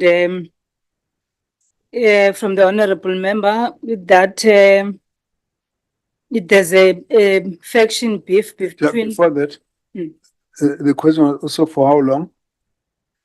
He has, it's 6 months, which we have requested the condonement in between from the MEC, which he has agreed. But at the end of this month, it's ending and we are going to end it and consider someone else. Yes, you can deal with that. On the issue of there was a question that there's a beef between me and Dr. Nwazi due to factions. I don't have a faction with Dr. Nwazi. She's an administrator. So there can never be a political issue between me and her. And she's not an active member of the ANC, the party that I belong to. The second matter is that Parliament has been privileged to see the SIU report, which is a confirmation of why she's on suspension. That 24 million was paid to a company that has not delivered. So there's nothing personal. And all of that happened during the time of Mayor Van Niekerk. I was not the mayor at the time. So in the context of good governance, we are also agreeing that we can have a criminally charged city manager to sit and administer the affairs of government. And on the write-offs that have gone to council, maybe should I leave No, the write-offs will come late. later? We still got another topic where we're going to deal with all of those issues. If you just put back the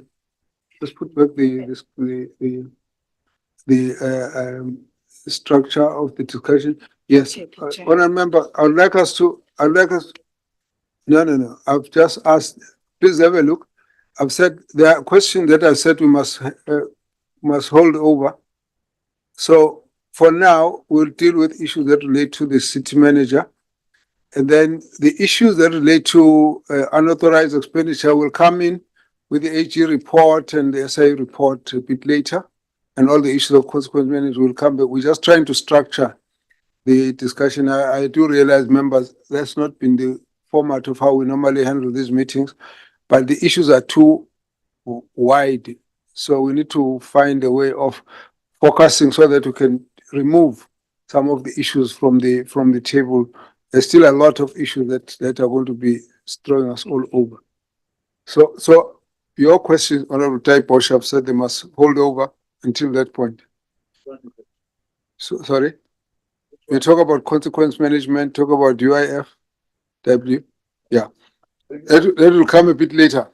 Yeah, the same with Honorable Direko Evergreen contracts. We're going to sit on that when the specific time there's more information that's been sent in as well. So, Honorable Mkhalipi? Yeah, acting Mkhalipi. Sixhosa leso. Ngizostruglisha bengithi uthi ngusifanzelo, umkhalipi. All right, Okay. no. The Mayor Chair, she was not clear in terms of one of the charges of the former MM, or the suspended MM rather, about the SIU report. Because we are said here on acting MM. One of the reasons why she's suspended is because Mrs. Nwazi personally solicited a legal opinion on a letter received from National Treasury which instructs the executive mayor to subject her to disciplinary processes without allowing the mayor to be part of the consultation with attorneys. So that's why my colleague is saying, is it factional reasons or because it is not clear? But but Mayor, you are saying that they say, oh, you even confirm yourself that you are permanent now. But this matter has not been taken to the council, your negotiated salary. Can you take us through on that one as well? Thanks, Chair. I missed the first part, Mkhalipi. I missed the first part of the question. What were you saying about the legal opinion? Okay, I'm saying, Chair, in the report of the SIU, there is an issue about the MM who paid the service provider for 2,000 toilets, which when it was investigated, those toilets are not there. So I asked the municipality if they have also charged her, on the very same investigation that was investigated by the SIU. But according to their charges here, 2.5, Chair, on the annexed, it does not talk about what the SIU was investigating in terms of the toilet. So we don't know if we are talking about the same thing or not, but you are saying here, we are charging her because Ms. Nwazi personally solicited a legal opinion on a letter received from the National Treasury, which instructs the executive mayor to subject her to disciplinary processes without allowing the mayor to be part of the consultation with attorneys. So said there are two issues, SIU and toilets, and your charges to her. And then you are also including the SIU. Can you just clear the air with us with which SIU reports that she is charged, and then that involves the mayor as well? Thanks, Chair. Chair, thank you very much. The matter is, firstly, let me start with the one of the CFO. The CFO's salary or salary package item has been tabled in council and was deferred to in December and was deferred to the January council. And the resolution of the council was that we must write to National Cooperative Minister and request that there must be parity must be sought on all the managers that are affected by the same situation. Where we are is the situation is that there are senior managers who are paid less than the junior staff. So we wanted parity to be reached as an institution, and as well as the CFO, where he is seated, his previous job, which is junior to that of the CFO, was making him to earn more than the CFO. So he asked council to retain his previous salary instead of us taking him to a lesser salary.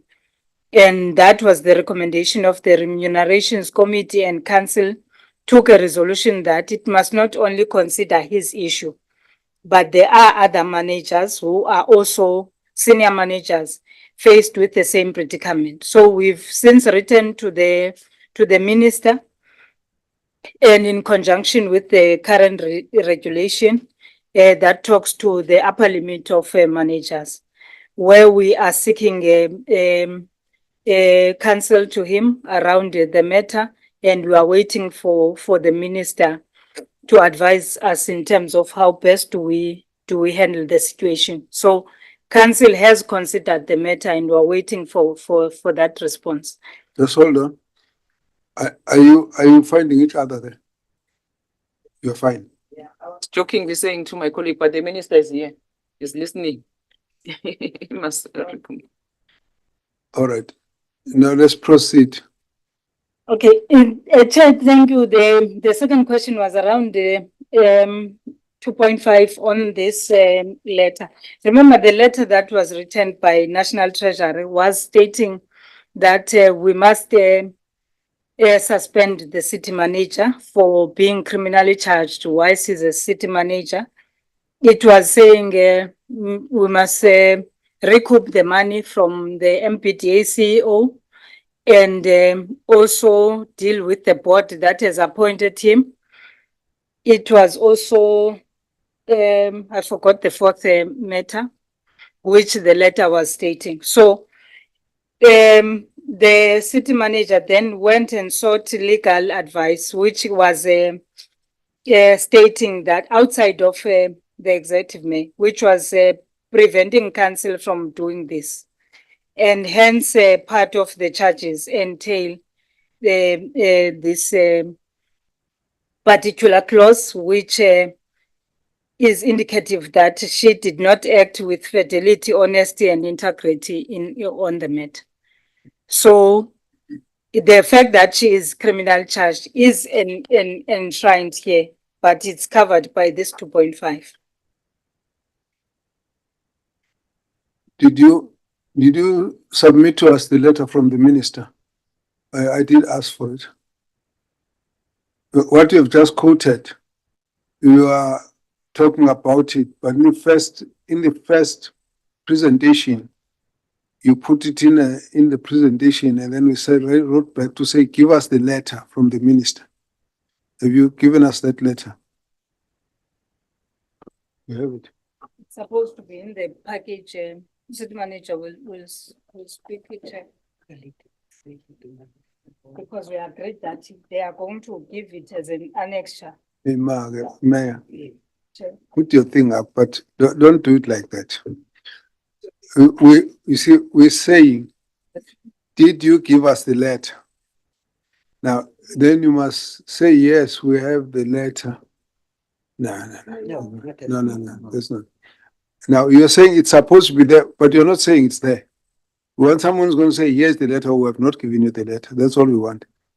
The issue was, the suspension was based on the letter by the minister. And we asked the question, give us that letter so we see the letter you're referring to. I'm asking the question, did you give us the letter? Because I don't have it.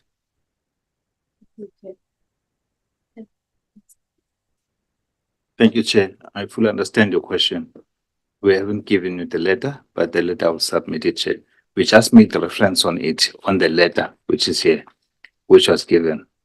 So we haven't given you the letter. You made reference to what? I'm saying that, Chair, in the presentation, we made reference to the letter, but we didn't give you the letter. Hence, I'm saying but you've seen my letter requesting the letter from the minister.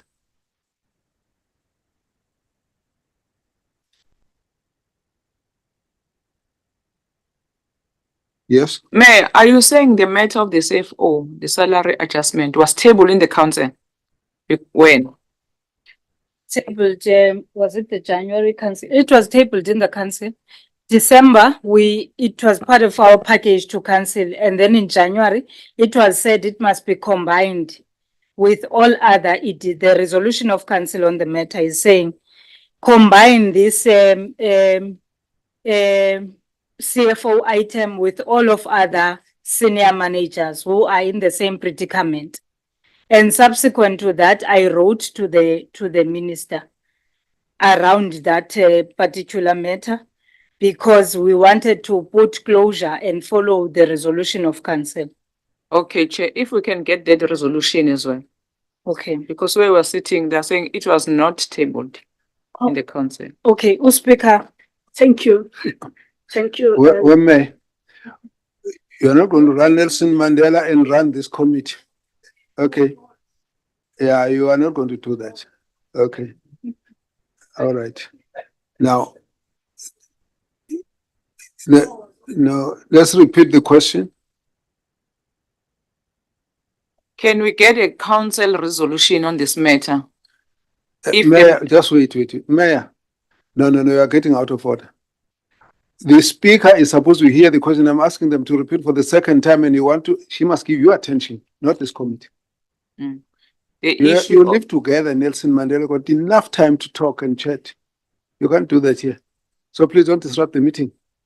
Okay. The issue of salary adjustment of the CFO, you are saying there is a council resolution to that matter. I'm saying my members and the Committee on Nelson Mandela, they are saying it was never tabled. So the mayor is insisting that it was tabled in the council. So therefore, we are suggesting that let us have the council resolution. Let's get the speaker to confirm. Speaker, you were chairing the meeting. Yeah. No, Chair, I think the comment is correct. The item was taken to council on 2 occasions, but on both occasions it was withdrawn because of what the mayor has indicated. The mayor is correct in saying what were the reasons, hence it was withdrawn. There's no council resolution on it as yet. You see, Mayor, Mayor, you don't spin stuff here. You see, if there's a council resolution, there's a council resolution. Okay. Okay. Is there a council resolution? Chair, I can bring a recording of the meeting. Don't Because wait, Mayor. I might have Wait, misunderstood. Mayor, wait. Okay. Is there a council resolution? Full stop. Don't give us a story. Is there a council resolution or not? No, Mayor, we are asking you, is there a council resolution or not? Chair, to say no or yes might limit. No, it doesn't. Okay. It doesn't. A resolution is agreed, vote, yes, no. That's a council resolution. So let's focus on that. You can want to debate the issue and expand on it, that's separate. Let's deal with the question, is there a council resolution? Because you're confusing the matter. Okay. All right. If you want to debate it, and I don't know why you want to do this, because the issue is straightforward as far as I'm listening, but you're creating a bit of a confusion. Is there a council resolution? And the mayor said, the speaker says no. Okay. No, Chair. All right, close it. All right, let's come back then. But you mustn't get an impression that there was a council resolution. If your debate is a different matter, you are dislocating it if you're going to make it sound like there was already a resolution. There isn't a resolution, there's an issue. That's fine. Let's deal with the fact that there is no resolution, and then you can talk about the matter. Because the issue, as far as I'm concerned, is clear what the problem is. But let's close the matter, Honorable Khalib. Yeah, Chair, it's very painful because we have to press to in order for us to demonstrate that there was no council resolution. And now we're going to leave this meeting with an understanding that the matter is sitting at the minister's office, while it's not true. Secondly, if the mayor want to insist that the matter has been brought to the table of the minister, how can you write to a minister without a council resolution? Because it's supposed to be a council resolution. So therefore, the way forward, can you table this matter? You mentioned at some point that we are sitting on the 31st of March, because it got a very huge effect when the CFO is not sure about his salary. Thank you, Chair. Okay, can we just get back? Speaker, the matter was served twice on the council. And on both occasions it was withdrawn. Why? The first time it was withdrawn based on what the mayor indicated. Just repeat, don't, we don't know what you said. So just tell us the issue. In council, the mayor withdraws items or the mayor defer items. Deferred, The mayor defer or withdraw items. The mayor does not have to explain in council why she's withdrawing the item. But the conversation that the mayor was relaying was a conversation amongst us. So the first time mayor, who's us? as when we discuss as Troika, when we plan council, Before you go to the council. before we go to council. Okay. So now in council, when we get to the items of the executive mayor, the mayor would indicate, I'm withdrawing this one, I'm deferring this one. And First time it was withdrawn by the mayor. yes, the Okay, second time it was basically withdrawn because it has not been resolved. Because there was an indication that the a minister will have to give concurrence, and because of the matters the executive mayor has raised. Some other times when matters, and especially if a matter is coming to council for the third or the fourth time, it is basically some other times because the it's either mayor has didn't have a chance to apply a mind, or alternatively, a supplementary agenda has been submitted to council, which councillors does not want to deal with. Okay, Mkalipi. Sorry, okay, before you, Mtolo? No, Chair. I want to check the element of objectivity here with regard to the matter. Honourable Speaker, you know the issue of upper limits. Have you ever withdrawn that matter when it had to be discussed? When the minister actually has dealt with the issue and the president, he dealt with the issue of the upper limits for councillors. Have you ever actually, in your council sitting, withdraw the matter after discussed maybe by Troika or discussed by ESCO, then it goes to full council? Have you ever actually delayed that matter? No. How would you feel Bad. if that matter is delayed? Or how would councillors feel if that matter is delayed? Councillors will not feel happy because they would want the monies to be paid to them. Are you really honest and objective in dealing with this issue? Are you honest to the CFO, to the person concerned? Are you honest? So would you like actually what you are doing to your CFO done to you? Thank you, Chair. Comments and try and close the matter. Yeah, thanks, Chair. No, it seems as if you as a speaker, you don't know your role. You are telling us that you are hearing from the mayor. If the mayor feels good about a certain issue, that issue is going to be processed in the council. If the mayor feels bad, have some reservation or any reasons, the mayor will tell you that I'm withdrawing this matter. So as a speaker who's supposed to protect the institution, because these issues are not mayor's issues. The CFO is a very important person within the institution. So now we want to club a CFO salary with other managers. And you don't even tell us who are those managers. So you don't even defend the CFO to say, this man is doing this job and this entire municipality is also depending him in terms of the finances of the municipality. Secondly, you keep on saying that there are issues that keep on deferred by the mayor. We don't tell us which are those issues. Earlier on, Member Sompa tells you that as we're sitting here, people of Nelson Mandela have an interest, they are watching. So therefore, if you are going to say matters, just speak specifics so they can know. And I want to also make this concern, Chair, raise this concern that the speaker, it seems as if you don't know your role. It can't be that you can be dictated by the mayor on the issues that affect the institution which you ought to protect. So can we agree that in your next council, as was said by the MM, this matter of the CFO must find expression there. It must be resolved. Because it's also, I mean, unlawful. How can a mayor write to the minister? The minister will come to respond to say, where is the council resolution about that matter? She does not have powers to dictate on matters of the council without a council resolution. As we're sitting, there's no council resolution. And it seems as if you management of Nelson Mandela, you think here we are playful. We're not playful here. We know the issues that need to be tackled here. There is no mayor who can write to the minister without a council resolution. It's law. It's law that is very, very clear. So okay, therefore, do a right thing. Go and table the matter of the CFO in the council on the 31st of March so we can have a way forward. Thanks, Chair. You want to comment, Speaker, and then we can move on?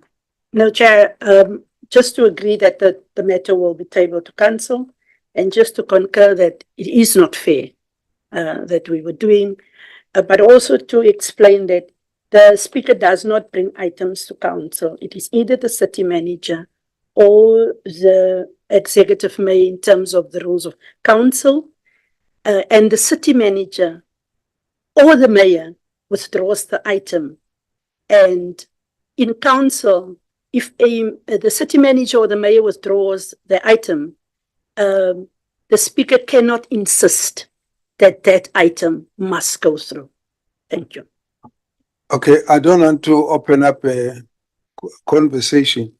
I can see there's somewhere where you guys are, where your discussion is misunderstanding each other, but let's leave it. Let's just come back. Mayor, now just take me back again. Who took a decision that you must first have parity on senior management first before you can upload the CFO's salary package? Who decided that? It's council, Chair. There was a debate in council that the item must be withdrawn. On December the 4th, when the item was tabled, we ran out of time because we did debate in the party meetings, and then it was shelved for January. In January, when the item was before it was withdrawn, there was a debate that the CFO is not the only one affected by the matter. Hence, you found me having insistence that there is a resolution on the matter because parties That's debated. what I want. That's what I want us to clear now. Hmm. There are two issues here, Hmm. and that's why I said I don't want the conversation. There are two issues. Hmm. The first issue, you took to council a proposal for a salary of a CFO, Hmm. right? That's why the members are unhappy about that. You have not resolved it. In council, there was no resolution to support that salary. So you could, okay, there was no, now, is there a formal resolution for parity of senior management that is on record? It's not on record, Chair, because it was said I must withdraw the item and consider other managers that are seated at the same predicament when the item is being discussed with MEC, discussed with minister, so that the municipality can have a fair treatment to all other managers. You don't have a resolution It on was parity, but you are expected to ask for parity from the minister without a resolution.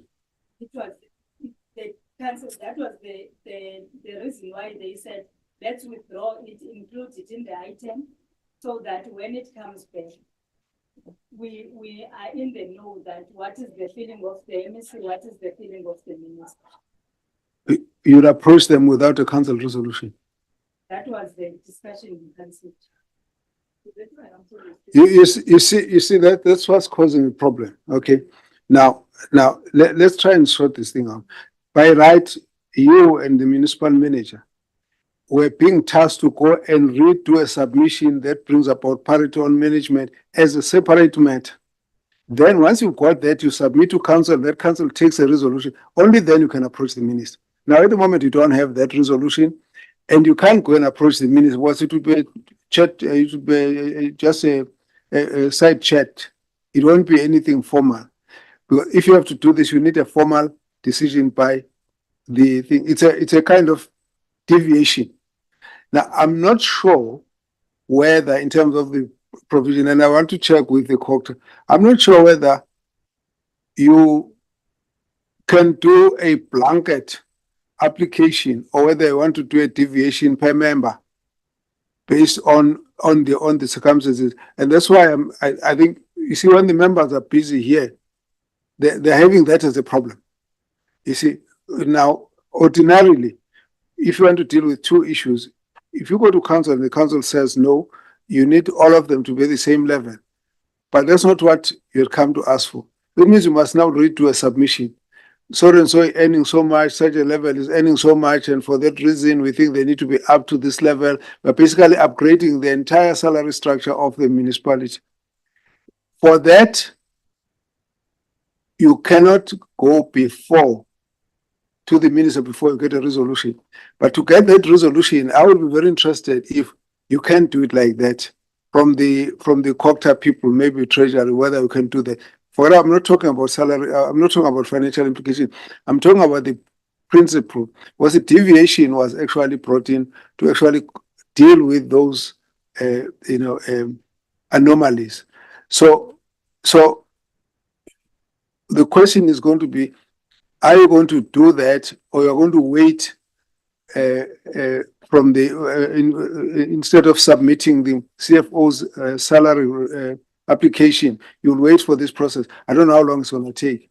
I don't know how you approach it. So that, for me, you've got something that you're going to end up with a bit of a chicken and egg. So I wanted to check from the Cooperative people, in terms of the rest of the other municipalities, have you had those kinds of applications where you've got a blanket application that upgrades everybody at the same time, or the only provision you've got is a deviation per appointment as each person gets appointed? What has been your experience there? Chair, I think let me start with this one, that ordinarily the council should have considered this particular matter as it pertains to CFO on its own, because it was a matter that had to do with the offer of a salary to the CFO who had just been appointed by council. So nothing stopped council from pursuing that matter and making an application for waiver to the minister. But the situation in Nelson Mandela Bay is quite different, because while in Buffalo City we had an overarching application to cover most of the executives, it was easy because most of them had been permanently appointed already. So the salary creep was affecting all of them, were positioned permanently in those positions. Now in the metro, there is no such a thing because there are a number of acting positions. And therefore to bring in the application that covers persons who don't even exist by appointment would have been quite problematic. So they would have to pursue the one up of the CFO. And as and when they populate the staff structure for the executive management teams, and they pick up on the salary creep as it pertains to junior officials. Come again? See, as they pick up for each, yes, that there's a salary creep and an anomaly on this one being appointed. And then they would make an application for those salary creeps identified as well.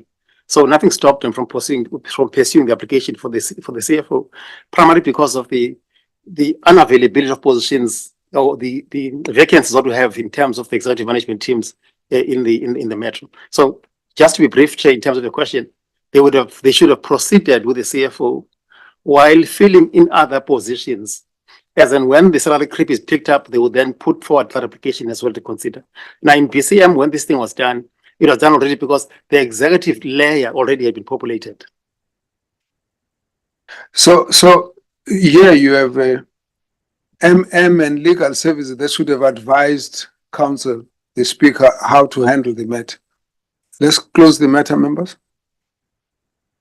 Yeah. But it must be recorded in this meeting that the speaker and the mayor, they are talking two different languages. The mayor said the council withdraw the issue or the matter. The speaker said they were told by the mayor, you even asked them, Chair, who are you? And they said there's a troika or something. So they briefed each other in a corner, and the mayor said, we are withdrawing this matter. It never gone to a council. But when you come back and said, clarify yourself, Mayor, she said, no, the matter was debated in the council. So those are the things that we can also say with what is happening. And we are not going to allow that because we have to protect people of Nelson Mandela, Mayor. Please. So from your side, members? Okay. And that's why I was saying, Mayor, you mustn't try and spin, because that's what it sounds like. You have a matter where you should have actually had a proper advice in terms of the administrative practice in this matter. And the issue is, you've got an appointment on your hands, and that basically involves you having to increase the salary bracket based on the situation of the CFO. And from where we sit, nothing, and I think we agree with Cooperative, that nothing should have stopped you from proceeding with it. Then you have got another task, which is what this, because it's not a resolution, it's a sentiment. It's a sentiment of the councillors that, look, everyone is going to have a problem. Why don't you then follow this up? That means you have to start a new exercise that basically makes a submission to say, councillors, you feel that we need to increase this thing, the salary bracket for everyone because of the salary creep, and therefore here's a submission. Get the council to take that decision. You might have been forced back on that issue if you went to ministers and ministers say, we're not approving, but we will approve based on a deviation that is motivated for each individual manager that you appoint. Then we'll deal with it like that. Then slowly they will all be uploaded as they get formalized and formally appointed. That's what might end up happening in your case. But what we are having an objection on is the way you are tabling the matter. If you say to us there's a resolution and then we say, okay, what was the resolution? And the members are saying, but who withdrew the matter? And that is the way you put that is what's causing this problem. The issue was straightforward otherwise. It shouldn't have been a matter that creates a lot of confusion. You have an offer, you're tracking it because of the way, it's a guidance to the council that would have helped. You say, no, separate these matters. Proceed with this one, then on this one we'll do another submission. Then that submission, you can go through that discussion. Because you got the case of Buffalo City, you got other municipalities, this problem of salary creep is happening everywhere. So there's nothing new about you raising the matter. But I think in this case, the members are just saying there's no need for you to delay the issue of the CFO because of the sentiment of the thing. But that matter needs to be addressed. Yes, it needs to be. But you will need a resubmission. That resubmission would separate the matters up. It's not for us to teach you how to run. We're basically saying this is a view of how we see this matter. And it's mainly because of the way you are presenting it to us that we are raising the debate. It's your matter. But when you're raising it to us in a manner that makes things not to look, to be streamlined, then we pick it up that no, something is not quite on in this presentation. That's what the issue is. So there is no big controversy about this. It's just a matter of once you table it and you create a confusion on us, then we start having to react. But if the issue is straightforward like that, there shouldn't be an issue. So I think let's leave it at that. Our sentiments are you might delay this thing indefinitely if you want to wait for this other one. If you kept them separate, each one have got their own merit, but the manner of managing it is going to be different. And so you could proceed with this one. You might, by the time apply for the other and find that the CFO is sorted, the next CFO will be no longer an issue that need to be considered in this kind of application. But when you deal with this one of the rest of the managers, it's got a lot of other implications, but you can't do it informally and you can't do it without a resolution. So before you approach the minister, get that resolution. So you're going to have to redo a submission. So let's leave it at that. The issue was not all this. The issue was when are you going to resolve the issue of the CFO? That's all it was. The rest of the issues is now a manner of how you respond, and that's what's taking us into the bush. All right. Are you done? All right. Honourable members, please put up the agenda.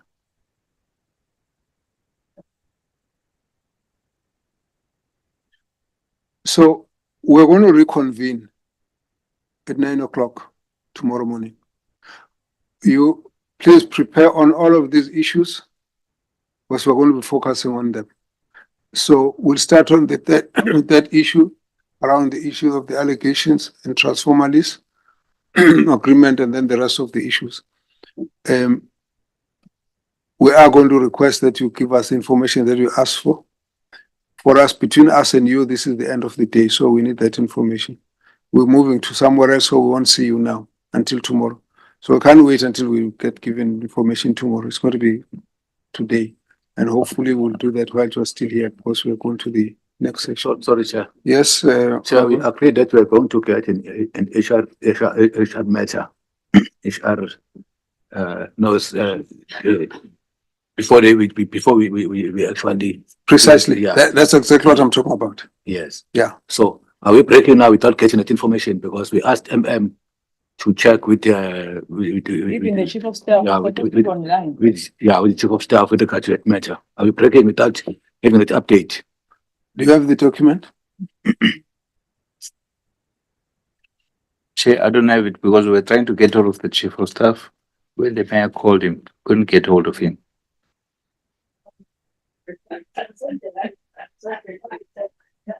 Can you give us a timeline? Chair, Yes? may I say Nelson? something before? Say, please go ahead. No, I'm just saying, but surprisingly, we know all these tricks. That's why I say lies got short legs. We all know the tricks, what is happening here. It can be correct that the mayor has been speaking, communicating with the chief of staff. Suddenly when we say he must log in, he's missing. He's nowhere to be found. It can be, unless somebody said to him, switch off the phone. You understand? It can be correct. They can mislead us. They are prolonging, misleading. It's a story on top of another story with this municipal. They can't do that. And they can't continue to do this to us as parliament. Yeah, Mayor, you understand, you have never been a PA. You have never been a PA. You have never been a chief of staff. But you know one thing, when you got a chief of staff and a PA, there's no way that the principal doesn't get them if you want them. So how does it happen in your case? I don't know, because Mr. Lumka, you can even check from my phone. I have been trying to get hold of him. I said to him, he must log in. There are the messages. You can open. I called him. He did not. I asked the ticker to check him. He is not responding. We can try again so that he can log in and state his talk. No, I can fire him because I've been saying the same thing to him. you know, Mayor, we've worked in the civil service for a long time. So some of the tricks that get played in the game are not secret. There is no way you have a mayor who can come here and say, I can't find my PA, I can't find my chief of staff. There is just no way you can have a situation like that. It doesn't happen. It doesn't happen anywhere. Okay, doesn't happen anywhere. And it's the mayor who determines whether you are available as chief of staff or not. It's the mayor who determines whether the PA can be found or can't be found. Because how does the mayor suddenly become unable to operate because the staff doesn't, she can't find the staff? Well, we've never heard of a thing like that. So we don't even believe that. No, so what we're saying that don't bother explaining to us because we are actually saying it's your judgment, it's our judgment on you. It's not about those PAs. And it takes us back to the whole thing that we're discussing. That discussion is not, no.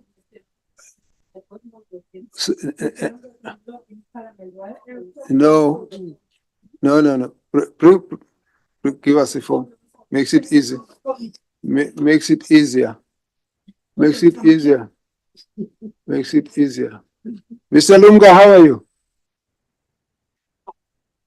Mr. Lumka, how are you? Hello? Mr. Lumka, how are you? I can hear you. Can you hear me? Hello? Script. Script. Hello.